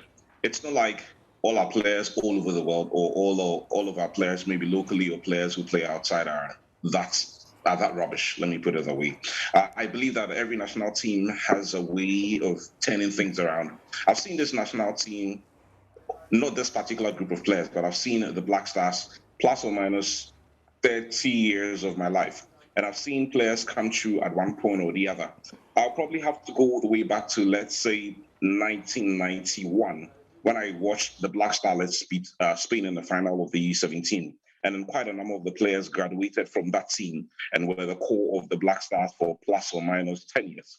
Then I saw another generation of players in 2001. It started from 1999 at the U17 World Cup in New Zealand, where quite a number of these players graduated to the U20 in 2001 in Argentina. And quite a number of them then made it to the Black Stars and were mainstays in the team for plus or minus another 10, 12, 13 years. But you look at the team at the moment, I don't recall the last time we made an impression at the U17 or the U20. So it's a situation of players probably not developing as we would want, and getting them to be mainstays of the national team for maybe plus or minus another 10, 15 years. And then there's the issue of player call-ups. I have been baffled sometimes at some of the players that have been called up for our games. I wouldn't want to zone in on certain players, but we've seen them. We've watched them the last 2-3 years. We've seen players called up for a game or two. They don't even get to play. We don't even see them. They don't get a minute. And they are never called again. And I keep asking myself, so on what basis were they called the previous time? Because they didn't play. We didn't even see them in action. And they are never called up. I could run through a long list of players who have been called up the last 2, 3, 4 years, never got a game. We never saw them, and that was the end. New set of players are called up. We don't see them in action. They don't even get a minute, and they are not called up again. And I'm asking myself, what kind of team building is this? Then the worst part that I heard, incidentally, was on your platform. I heard the president of the Football Association say that the days where the coach would decide on which players are going to be called up for the national team is long gone. What incidentally he meant was that quite a number of people are now going to be deciding who gets called up in the national team. So what? A coach's decision can be overruled? Is that what he was trying to say? Or it was just a case of, okay, you say you want this, I say I want that. And then a number of people have to decide. You are going to be using the players, for heaven's sake. You have to call up the players who you think can get the job done for you. If you call up rubbish players, they'll give you rubbish performances. And we've seen rubbish players being called and given as rubbish performances. Look at the players who played yesterday. Quite a number of players. And I saw this. Oreku puts a lot of stats. He does that so well. I had seen one of his comments somewhere in the week or somewhere last week that Andre had not played up to about 90 days or something. So maybe yesterday was 100, like he said a couple of minutes on the show. He's not played for 100 days. The match fitness was not there. And clearly, you could see that he was struggling. And the worst part was that he was playing as, if you like, the lead striker. You're expecting Andre to be covering a lot of grass when he's not played for 100 days and his knees are gone. And then you look at the players who were called up. I'm not saying that there are some other better players who were not given the opportunity yesterday, but you saw the performances. It was painfully poor. I don't know what we're going to do to turn this around. And that talk of having just, I don't know whether to call them crazy ambitions. How do you look at this team and you say they should go and win the Cup of Nations? How? What kind of dinner did you have before passing that kind of statement? And this team to play in the semi-final of the World Cup, maybe you need to get some good Milo or some good Nescafe. How this team is going to be playing in the semi-final of the World Cup, even when the so-called key players, who are the key? Do we remember any time Jordan Ayew scored a national team goal or a club goal? The whole of last season, he scored, I think, 1 goal for his club. He scored, I think, 2 goals for the national team. The previous year, he scored 9 goals for his club. I think another 3 goals for the national team. And he's supposed to be a lead striker. Where are the goals going to be coming from? Where are the supplies going to be coming from? Then I spoke about the fact that we had a crazily good quartet of midfielders. So you mentioned Essien, you mentioned Sule, you mentioned Stephen Appiah. You add like instinct to that. Do you see any of these players being up to 10% the midfield that we have to supply the kind of services to a player like Jan, who is not available? So we go with Didier or whoever is Andre or Didier or whoever is selected to bang in the goals. Where are they going to come from? Where? Wow, okay. Kwame, well, it sounds like we're trying to squeeze crude oil out of palm kernels. So I don't really know. Again, sounds very abysmal and not very hopeful. But I have George ATTOH Jr. Joining us as well. Hey, George. How are you doing anymore? How's everything going? You're right. Yes, I'm all right. I'm good. I'm good. So good to see you. So you are calling for the sacking of CK Akono, aren't you? Yeah, because we have to try and solve some of the issues where we start from. Kwame, I just heard Kwame talking about, selection issues. The Ghana Football Association president did say that they have a committee or whatever who are now selecting players, and that from that day when he had the interview with us at Joy Sports, I mean, it wasn't going to happen that the coach would just decide which players will play, and that he had to go through a certain committee. My point is this: I think that they have a coach who is allowing them to do some of these things. If you have a top coach, he would never allow you to tell him which players to use. And it's as clear as that. It's simple. You look at the body language of the players. I think that they are, even though they are not star players, even though they are not so great, they are playing below average because there is no plan. And I love it when the coach was talking about, oh, we have to do this because once you get the 3 points, it's okay. We didn't get the 3 points. We didn't get the 3 points. He's not been winning big games, and it's a problem.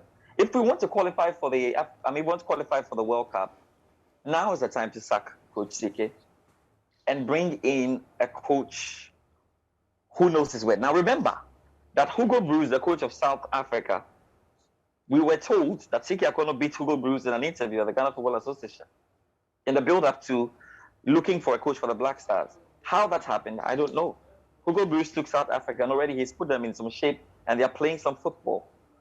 It is very, very difficult to say that you want to do Ghana Beyond Age with our Black Stars because there are so many issues.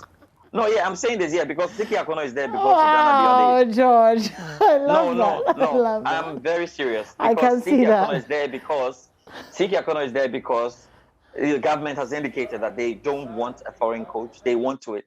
And our government has already gone for aid. So then let's go for soccer aid now. And if we want to be at the level, because I get all that coach is saying, I get all that Kwame Jumo is saying, I get what Oreku is saying. But as we speak, if we want to qualify for the World Cup, we need somebody who knows his ins and outs. We need someone who can fight the system. We need someone who can stamp his ground like Milovan Rajvac. We need somebody who knows what he's doing, or else we're in trouble. Because we have 4 more games to go. We have the Africa Cup of Nations. And then remember, this qualification does not end with topping the group. You top the group, and then you go to the playoff, where 10 top winners, because there are 10 groups of 4, and all those who top the group will play in the final leg, which is the playoffs, 2 legs. So if we want to qualify for the World Cup, that is clear what we need to do. Because at the moment, there's just no plan. If you look at the call-ups by CK Akono, he's confused. Do you know that in the last, this call-ups, this particular call-ups, players who were called up, let me put it, players who were not called up in the main lineup ended up being in the lineup when they started. So I was just saying, so then what was the plan of the coach? Those who were called later ended up in the team, and everything was messed up from beginning to end. We have to speak the truth, and it's clear that perhaps the job for CK Akono came too early. The team is not playing the way they are supposed to play. He says we should judge him by the results. The results are not good, 40%, with all the kinds of games he has had. I think we have to go straight to the point and do what we must do. Now, these are the 2 reasons why I think that, look, CK must go, aside all I've said. Number 1, I think that those who employed CK Akono don't believe that he is the right man to do the job. And that's why you see that when you have a coach and now you say, I'm bringing a technical director, I'm bringing an assistant coach, I'm bringing in this, they are trying to help him because they don't believe in him. And there are so many things that have happened to CK Akono that tell you that those who have employed him don't actually believe in him. And it's because there is a rule from the government that you cannot use a foreign coach. That is the only thing that is keeping him there. We have gone down the line. We have seen what's happening here. If we really want to qualify for the World Cup, it's as simple as that. I know your time is almost up. We have put this together in a 40-minute discussion with Gary and Atapoku and Jerome Motri. And I think later on you get to see it. But we tried as much as possible to give the coach the benefit of the doubt. We even said, if the players have been called up for you and you are on the pitch, it is up to you to do the substitutions. It's up to you to organize the team. And we haven't seen that happening. We haven't seen that happening. Even to start with, let's remember that the 2019 Africa Cup of Nations were knocked out in the round of 16. So far as I'm concerned, we are not part of the first 12. Forget about the ranking. We are not part of the first 12. And this Black Stars team has not got magical players. We don't have players who can just create magic. So if this team can play, if this Black Stars team can play as a team collectively, then we are going nowhere. And it was clear yesterday. Because if you look at our players, I understand people say, oh, the call-ups have been blah, blah, blah. But if you look at our players, man for man, I don't think we were too far away from the South Africans. The difference was the tactical. It was clearly tactical. You go through the game, how the goals were scored, and look, yesterday's game wasn't 1-0, it was 2-0. Because that goal that was disallowed, I don't know how it got disallowed. It was a clean goal. And the South Africans outplayed us. The Ethiopians outplayed us. And we said, because we had 3 points, it was okay. And there are more teams who outplay us. These are locally assembled players. So it's sometimes not about the players that you have. But if you have a coach who knows where he's going, it's easy. So, can you remember when Milovan was in charge, that the local, when we went for the Chan, the team that played in the Chan, the team that played at the Under-20 World Cup in 2009, the team that played at the AFCON in 2010, the team that played at the World Cup in 2010, were all playing a brand of football that was easy to make sense with. We could see it. So it was easy to do the substitutions. It was easy to say, oh, Suleiman Mutari can play, Dede, you come in. There was a plan then. There's no plan now. Okay. There's no plan now. Well, so George. There's just no point. Okay, George, I think that you've joined your voice to Kwame's and Nana's and completely killed our hope. And Doreku as well. Completely killed our hope. So I think we can finish this discussion now, and conclude that we're not going to put our hearts on the table for this tournament. All right, so Orex, what was that about? So we can play the video without sound. Let me try and explain a bit of things. So that's the first phase. If you could start it again, and let's just go back. The first phase is very important. So before the goal, you can see that it's 7 Ghana defenders versus 4 South African attackers. No way should you concede a goal here. No way. Absolutely no way. Ghana was not outnumbered. If there was proper communication and responsibility and everyone knew who they was taking, no goal comes from here. Now, Gideon Mensah, who was the left back, had gone forward. So let's go to the next phase, where keep an eye on Wakaso and Samuel Usu, who dropped into the left half space to assume Gideon Mensah's role. Now, both of them are highlighted there. There are 2 South African men on the wing. None of them are marking. They're actually marking each other. And the ball would fall to one of these South African players. And watch Wakaso. Wakaso is the one at the top. Just watch Wakaso when the video resumes.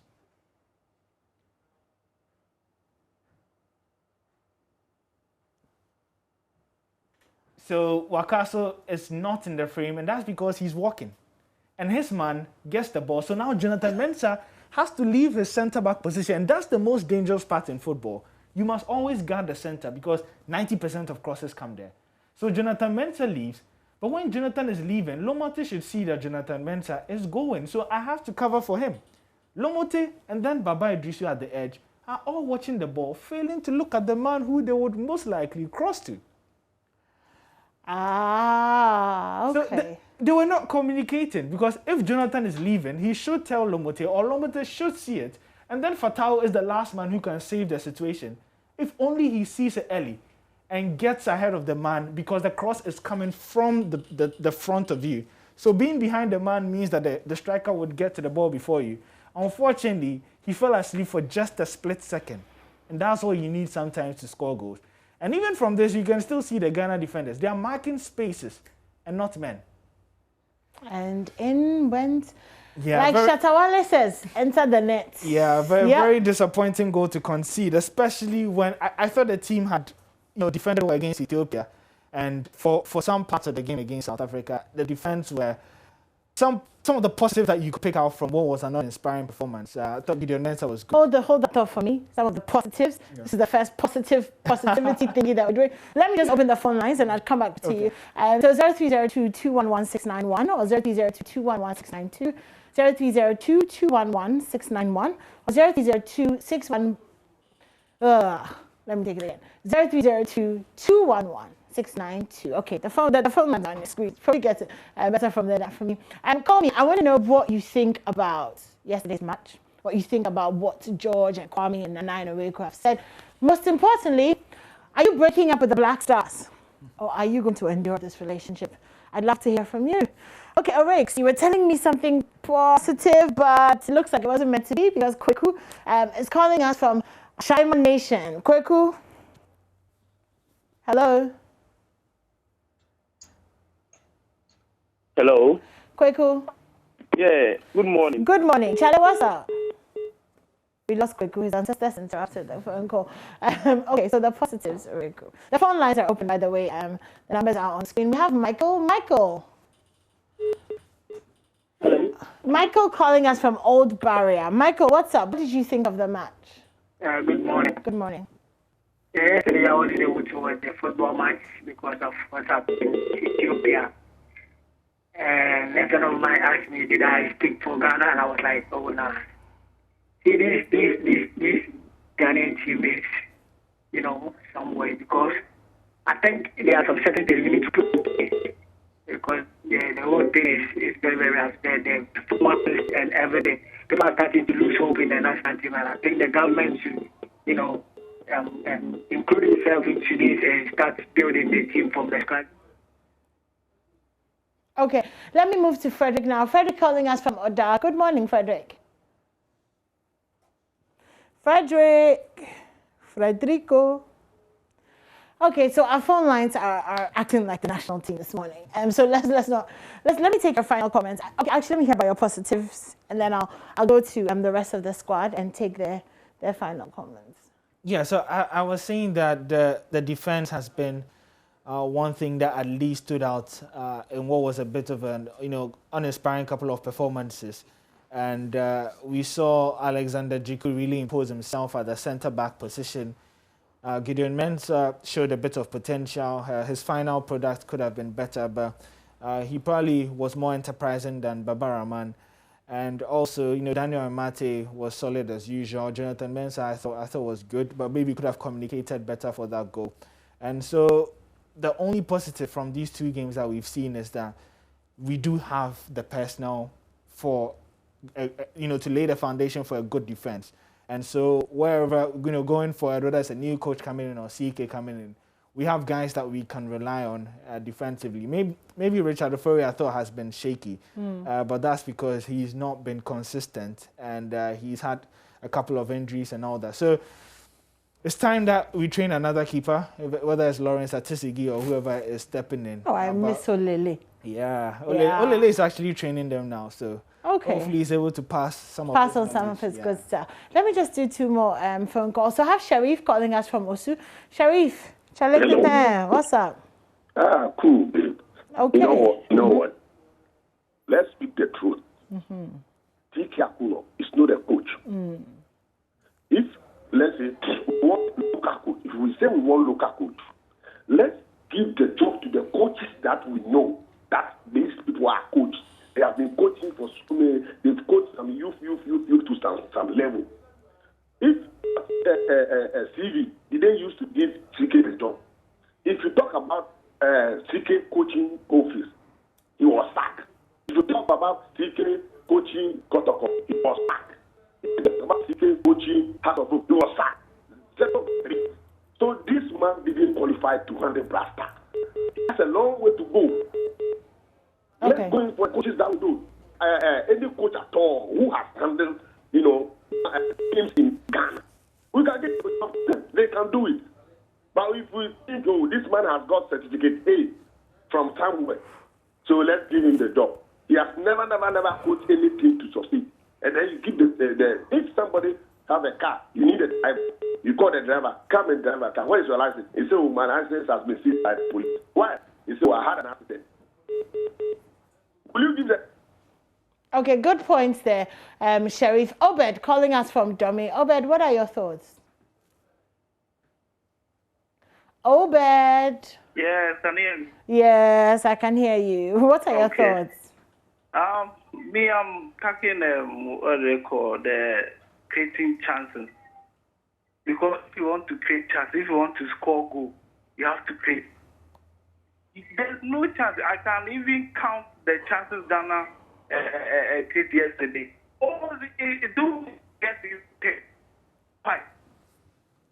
they expect us to put our hearts inside this football. There's no performance. You didn't play even anything. It's even KG2 can't play this. This is it's even playing me already. Only this team to World Cup or African Cup. Expect to bring cup inside. And we should even break this team down and just break another team because we can't see any player. There's no player. They are just under 16 playing football. Okay, Obed. Well, thank you for that. Thank you to all of you who called, and especially to those of you who tried but couldn't get through. Thanks a lot. Let me take my final comments from Kwame, Nana, and George, all three of them on Zoom. Maybe let me start with Nana. Nana, what are your final comments before we end the conversation? Well, there's a lot to think about. There's food for thought there, isn't it? I mean, you can't keep doing the same thing but expecting different results. It just doesn't work. And we're caught in that trap, unfortunately. And we're doing the same thing and we're expecting to get better and brighter results that are just not going to happen. I'm saddened because government seems to be dictating what happens in terms of the coach. And for me, I'm all down with a local coach. I've got no problem with that, so far as the competency levels are one that can take us somewhere. But I'm disappointed that, in terms of our economy, we're struggling, but we'll throw 25 million at the Black Stars. We'll leave out all the other sporting activities. We'll disregard them, and we'll pump money into the Black Stars, give them unrealistic targets, and then expect them to achieve. GFA has got its work to be done. Our next game is in October. They better sit up. They better sit up, because I know in the beginning of Kurt Okraku's election, they were talking about bringing back the love. Well, I don't think it's an issue about love. I think we need some goals, because the love is not going to do anything for us. We've got to bring back the goals, bring back some technical stability. We have a new technical director, just as George said. He's right. They don't have any confidence in the coach. So they brought a new assistant who's an expatriate. They brought a technical director as well to help CK. It's clearly not working, is it? And if we want to get beyond this 40 years, just with the AFCON, forget the World Cup, because we're not on that yet. Just in the AFCON, then we've got a lot of things to do. And those things that we've got to do have got to start from today. We've seen what happened yesterday. GFA have got to sit up and take some action right now. Okay, thank you for that, Nana. Kwame, what are your final thoughts? Well, I think that we should be, first of all, consistent with our call-ups. Our call-ups have been poor, in my opinion. Quite a number of players who are simply not there getting call-ups to be a part of this team. We can sort that out. And then we need some consistency in the technical direction, like Nana said. I'm not advocating for the sacking of CK, but if he's going to be there, he's clearly got to up his game, take it to another level, a completely new level, because at this rate, on this form, I'm not too sure he's probably going to be around to take the next few games that the Black Stars are going to be playing. He's got to up his game. He's got to ensure that the right players are called up. There has to be a plan. I've watched the 2 games. I didn't see any plan. I didn't see what we wanted to do. He's got to look at that. And hopefully, I do not think that Zimbabwe or Brazil, Zimbabwe and not Argentina either, I've seen them for years, and I saw their game against South Africa. I do not think that we need players of a certain quality to beat them. I think we can beat them with the materials that we had, but he's just got to ensure that he does the right thing with the call-ups and get the best out of these players to ensure we get a result over them. All right. Okay, George, your thoughts? Well, there's a quick reminder for Kwame Jumote about Zimbabwe. They have enjoyed disturbing the Black Stars over the years, and if you give them the opportunity, they will. They have good players. They've got players playing Aston Villa Co. They've got players who are playing, so we have to be careful. Now, this is my thing. Oriku talked about how the goal was conceded. That's even fine. Goals are conceded. There could be problems. But how about the passing in the midfield? This team is nowhere. This team is actually playing nowhere close to a team that is serious. I mean, that is where we have to take it from. Now, I think that Ghana Football Association must go ahead and sack Coach CK and get a coach. And yeah, I think so. I'm not going to mention, because it is in the best interest of Coach CK that he sacked at this point. Because look at the things surrounding him now. He's not been paid for how many months? 7, 8 months? There's a technical director. There's supposed to be a technical team that is going to go through his call-ups. Apparently, he cannot just wake up and call up a player. He has to go and defend it. And that team that he has to defend to is not too much. Even technical enough, because I know that there are Ghana Football Association Executive Council members in that team that is looking at the players that he has brought. It's enough to say, go. The next point is that he hasn't demonstrated over the games that he has played that there is a clear plan for the Black Stars. There is no clear plan for the Black Stars. And I don't think that in October anything is going to change. So if we want to change, let's go. South Africa went down the line of also, employing coaches. Nana made a point. It is not about a local coach, a Ghana coach, or a foreign coach. It is about understanding that the Black Stars is at the level. And whoever handles the Black Stars must be at the level. If there's Thomas Partey in your Black Stars team, it means that he's exposed to training methods, he's exposed to top stuff. If he comes to the Black Stars and what he's seeing there is, a downgrade, clearly you see the players' body, the posture. They are not really interested. And it feels to me, because yesterday I saw Siki Akono screaming. He was screaming the whole game, because clearly, somehow, in it, maybe, when we interview him, he will tell us the players are not quite listening to him or doing what he has to do. We saw it at the Africa Cup of Nations 2019, when Wesia was saying this, and the players on the pitch were deciding what to do, because they think that, let's do that. So I think that, look, CK must go. It's as simple as that. CK must go. It will save everybody. Get in a man who can come and face the system. A man who you can't come and sit on radio and say that, I've got a squad, I've got a team that will go through your... You can't say that. I remember Milvan Rayabat saying that Sule Muntari walked out of the Black Star squad. They had to beg him, and he told them that Sule Muntari will have to do what he says or he won't play. That's the kind of coach you need for this system. And unfortunately, Coach Nana, that is why I don't favor a lot of our coaches, because when it looks like they have been done a favor, they are just hiding, and they are being dictated to. You can see from the call-ups, it's not really coming from the man. He's frustrated. I remember when Eugene Ansah was called, he said in the press conference that I called Eugene Ansah, Then days after, he spoke to a former Black Stars player who came and said he did not even know Eugene Ansah, so how did Eugene Ansah come in? So there are so many things that we are seeing out there that are not even born of the coach. Therefore, let's get a coach who can come in and face the system. Because if you can't face this system, there's no way you can have your free hand in doing what you're supposed to do. And it's clear that we don't have a plan. What is the technical director doing at the moment? Because we can't see it. We have to go back and solve these problems quickly. We have time to still qualify for the World Cup. Okay. But if we miss it in the next window, we're in trouble.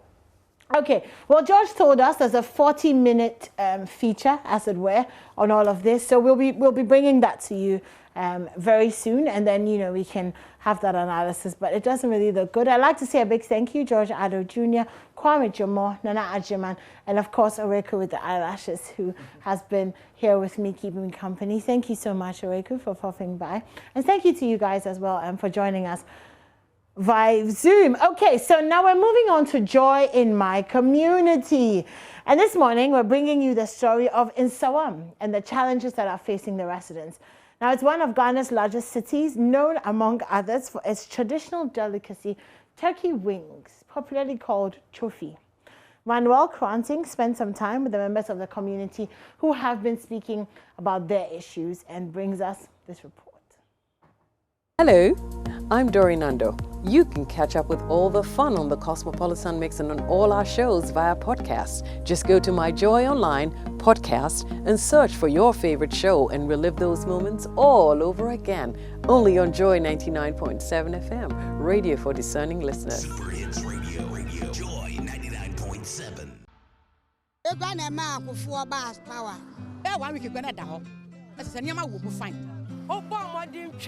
Now the trophy no shemwa no ma 20 no de hine wa hapa.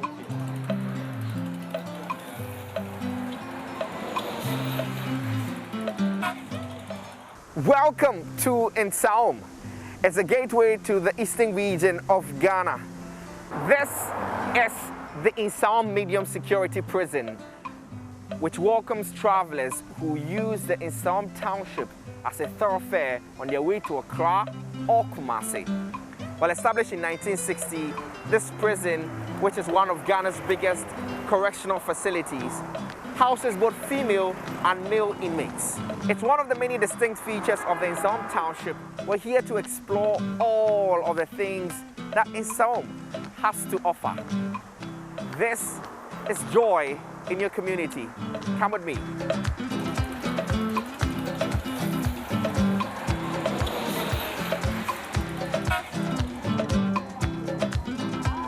This community is home to over 60,000 people.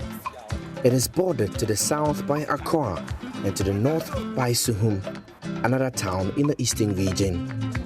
For travelers who are heading far beyond Nsaom from either part of the country, the little town within the Ikuapem South municipality serves as a thoroughfare. As they journey through the town, there's a commodity they look forward to grabbing as a memorial: Nsaom's signature bread. Yes, you're Jumani Brodunu. And in your Yankupon at the Aboyan, and to be our coba, no one yabrodo way be a winner. We're gonna mark for bars power. Yet the Brodonesia home and a quablo chenaco for by. Into your brochure, dear, baby, Brodoway. Ya beto ya wonkrofo bi ko mu fi abroche beto me ya de mawom no mo de ko ekoton nti abrodo ni de ede fine pa abonkruwa no obo modin twam na odi trophy no hyemu a ene na chese ye nkwankwa nti obi aduru ha o se me pa abonkruwa fa trophy ka ho no ma tonti no de edi hene wa ha pa enufu no enufu ne de emede enufu no eno de eno na edi hene pa wo mo ntokura ne nye no ne enufu de no pro enye hwe na sa e1 no so no hisia na asen ukoto wo de koto ohia ni hosda e be wo di 3 days bi no wadia na pro abo no ne ma wo mu fine. In Ghana, like in most parts of Africa, bread is a staple food, and for travelers who are visiting family, it counts as useful gifts. While this is normal, it is also striking in an interesting way. This is because the Accra-Kumasi Highway is literally dotted with several bread sales points, but Nsaom bread is top on the leaderboard of most travelers. Here's why. Nsaom bread, you know, the whole Ghana, that's the bread that we know, that general eastern region, that's where we had what the bread, and it's very delicious and what tasteless for us. You know, Nsaom bread has been in the system for a long, and then certain things for a longer period, you gain experience. So their bread is fantastic, it's so delicious, and we like it. Yeah. Now to be a nama. Now to be a meto. The effect the bread has on patrons has led to a nationwide reputation for Nsaom as the home of soft and delicious bread made by people whose families have been baking for generations. It's all done the local way, by the locals themselves, for the locals, and incidentally, for expectant visitors or travelers. I have come to 69-year-old Auntie ATTOH's house. I meet her son, Godfred. Godfred's mother has been baking since he was just a girl. His grandmother and great-grandmother were all bakers too, who made Nsaom bread from this old clay oven.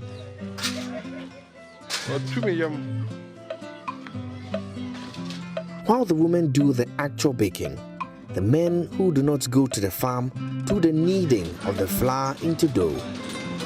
It looks like a really exhausting procedure. Yao and his brothers have been doing this together with their late father as a family business.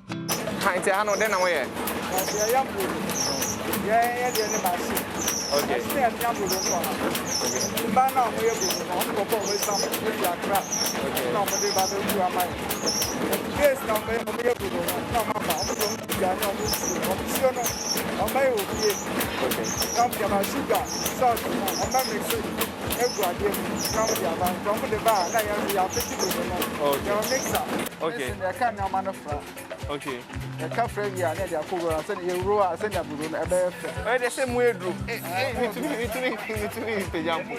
But it's me anything. Yeah, I practice. It's always me at time waiting now. Hey, Muncha. And then I say again. We're trying to say.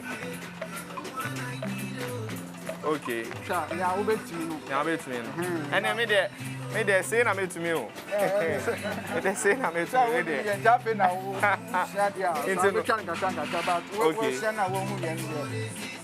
Okay, let's tell me. Tell me anything. No purpose. Send you there. What to anchor car machine. Oh. Do the tomorrow. Okay. What's that? Blow me.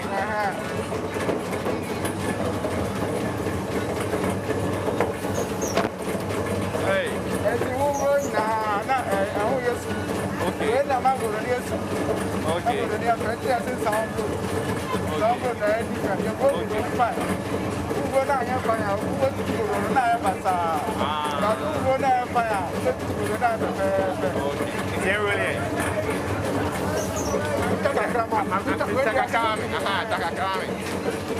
So it's going to take.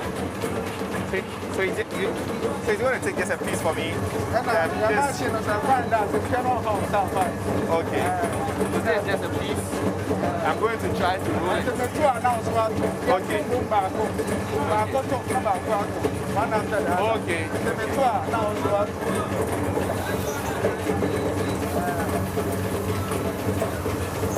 Oh, okay. That would be good.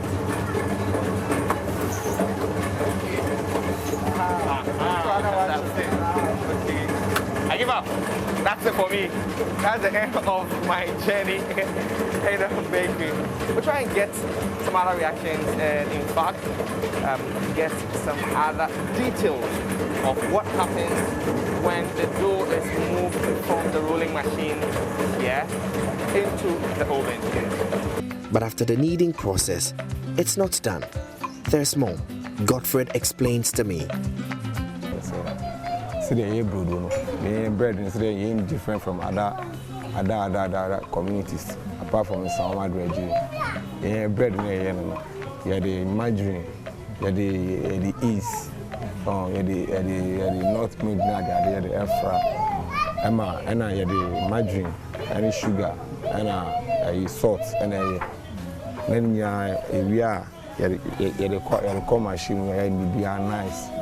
And a bread, bread that would dear.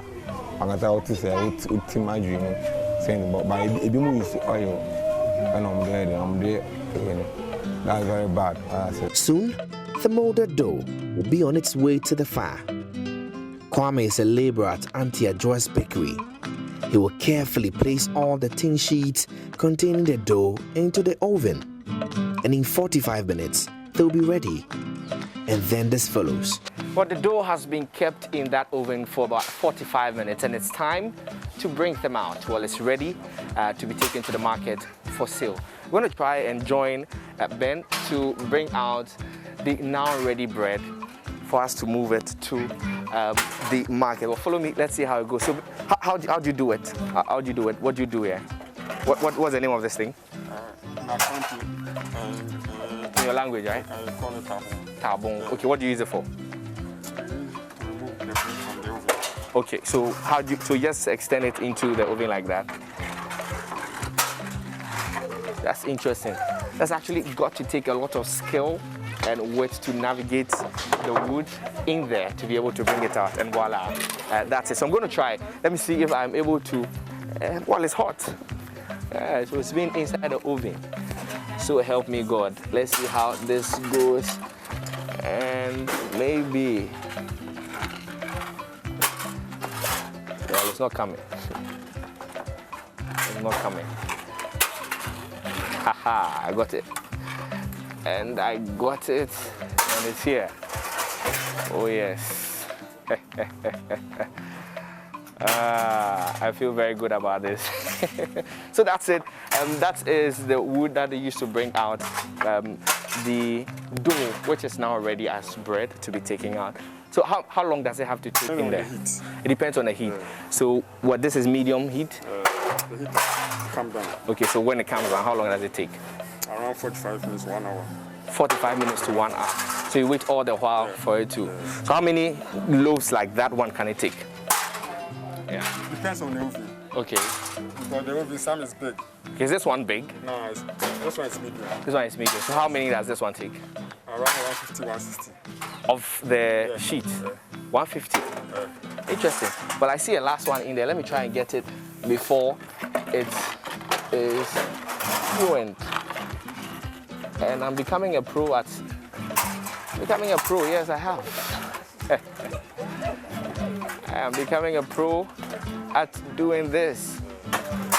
Great, and that's the final one from the oven here at the bakery. And this is a traditional oven, as you're seeing, not what you have in your kitchens and so on. This is a traditional oven, which is used to bake the traditional Insaum bread.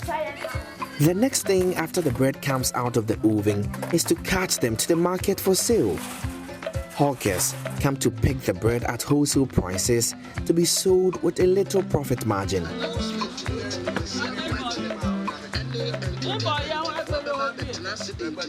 If it's in the first, and then now my dream and sugar is summer, and east, I mean, not price in affordable. But you see, I need swap. In the east, you first number ton 8 cities, and it's on 150. 15 cities? Yeah, that's 15 cities. Okay. As first it was 8 cities. That's so much. You see, at 150. It's near you be good bread in my bread. I can see. Yeah, I can see. First, none of it's a man who did the item for me. I'm also not. Because the business I know on my from lifetime back home.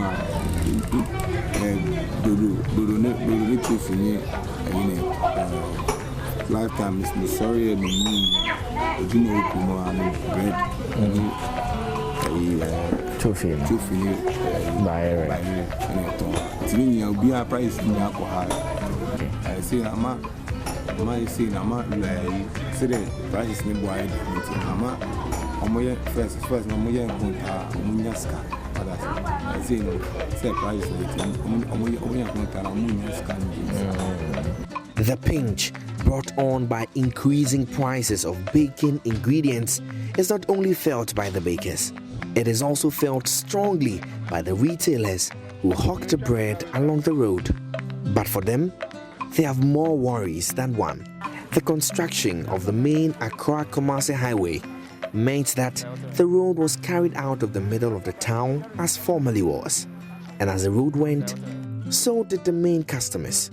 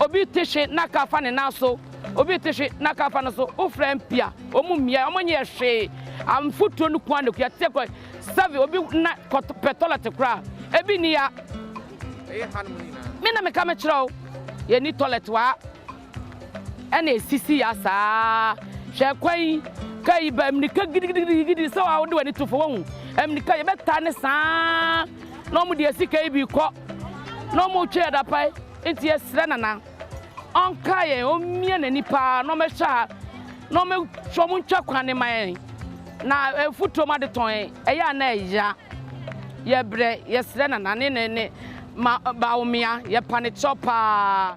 But while they hug their wares along the road, they expose themselves to the harsh weather conditions and, most disturbingly, the risk of being knocked down by the fast-moving vehicles on the highway. Kwame and his friends have been working at this spot as spare drivers and mates for long-distance journeys. They see pedestrians knocked down by vehicles all the time. You're on the road. What do you see on the road? The road is very bad. It's very bad. But, you know. But it's a new road. This is a new road. Okay. This is a new road from Nsawam to Sulu. Okay. It's very bad. What's bad about it? The road is not good. Okay. There is plenty potholes and I don't know. I don't know how to say. We are just in the. We are just staying like we are nobody, and we don't know what we are doing in the country. Do you understand? Yeah. Yes. Nobody is looking here. We are playing. I don't know how to say. The roads and roads are able to me. I agree on the mind. Say light them. I will say light there. Road markings. No road markings. Okay. So there are no road markings. No. Okay. Here is not actually U-turn. The U-turn, you can go, let's say, 5 meters before the U-turn. So mostly the people coming from Asamai, they don't want to go. They will just turn at the illegal U-turn. Yes. So this is an illegal U-turn. It's very bad. Okay. So have there been accidents there? Sir, if the moment we are standing here, we have to be careful. It can happen. Really? You see, look at if this is camera. How can it show us? Here is the U-turn. No signboard and no anything, no road signs on the road. Okay. Okay. So what you're saying is that this is supposed to be an illegal U-turn. This is not supposed to be a U-turn. No. But they use it. They use it. Do the authorities know about it? They use it. We don't have anything to say. Do the authorities know about it? Oh, to me, I don't know. Okay. I don't know. Maybe they know that it's illegal U-turn. And actually, the ministers use the U-turn. They use it. Okay. Yes. They have some, they are not on prayer and those things, the ministers, they use the U-turn. The same U-turn? They are aware. It's not like you don't know. Yes, they know. But they know. Okay. The driver or street light or coin street light in the baby kakra na street light in the wall. A free poop at the bank. They free some aqua could do first also no traffic street light. I ain't no more driver. More than I'm driving. Street light in the coin. Okay, I know so I know so can money at the mine because baby will hold no more. Street light in Abiana photos to be an ABB or no. It's before to our dream, but so I will be home. That's at them no abe honum. It's my answer so money to me a day my kakra. Okay. Now I had a moment say hi and muchamo home. Hi and you try home. But you turn and Casa was here or no. But because of cars I can see no. Almost say na baby you turn papa or motai near the it's a moment in her shower, but I had the new turn. I saw be just say. No, no, me good so American. Almost banum between you turn. It's a Abia Kabu or Hanoma about the Keba. It's me my accident. It's what happened. At night, robbers rule here. Over 6 years in it. Latin her.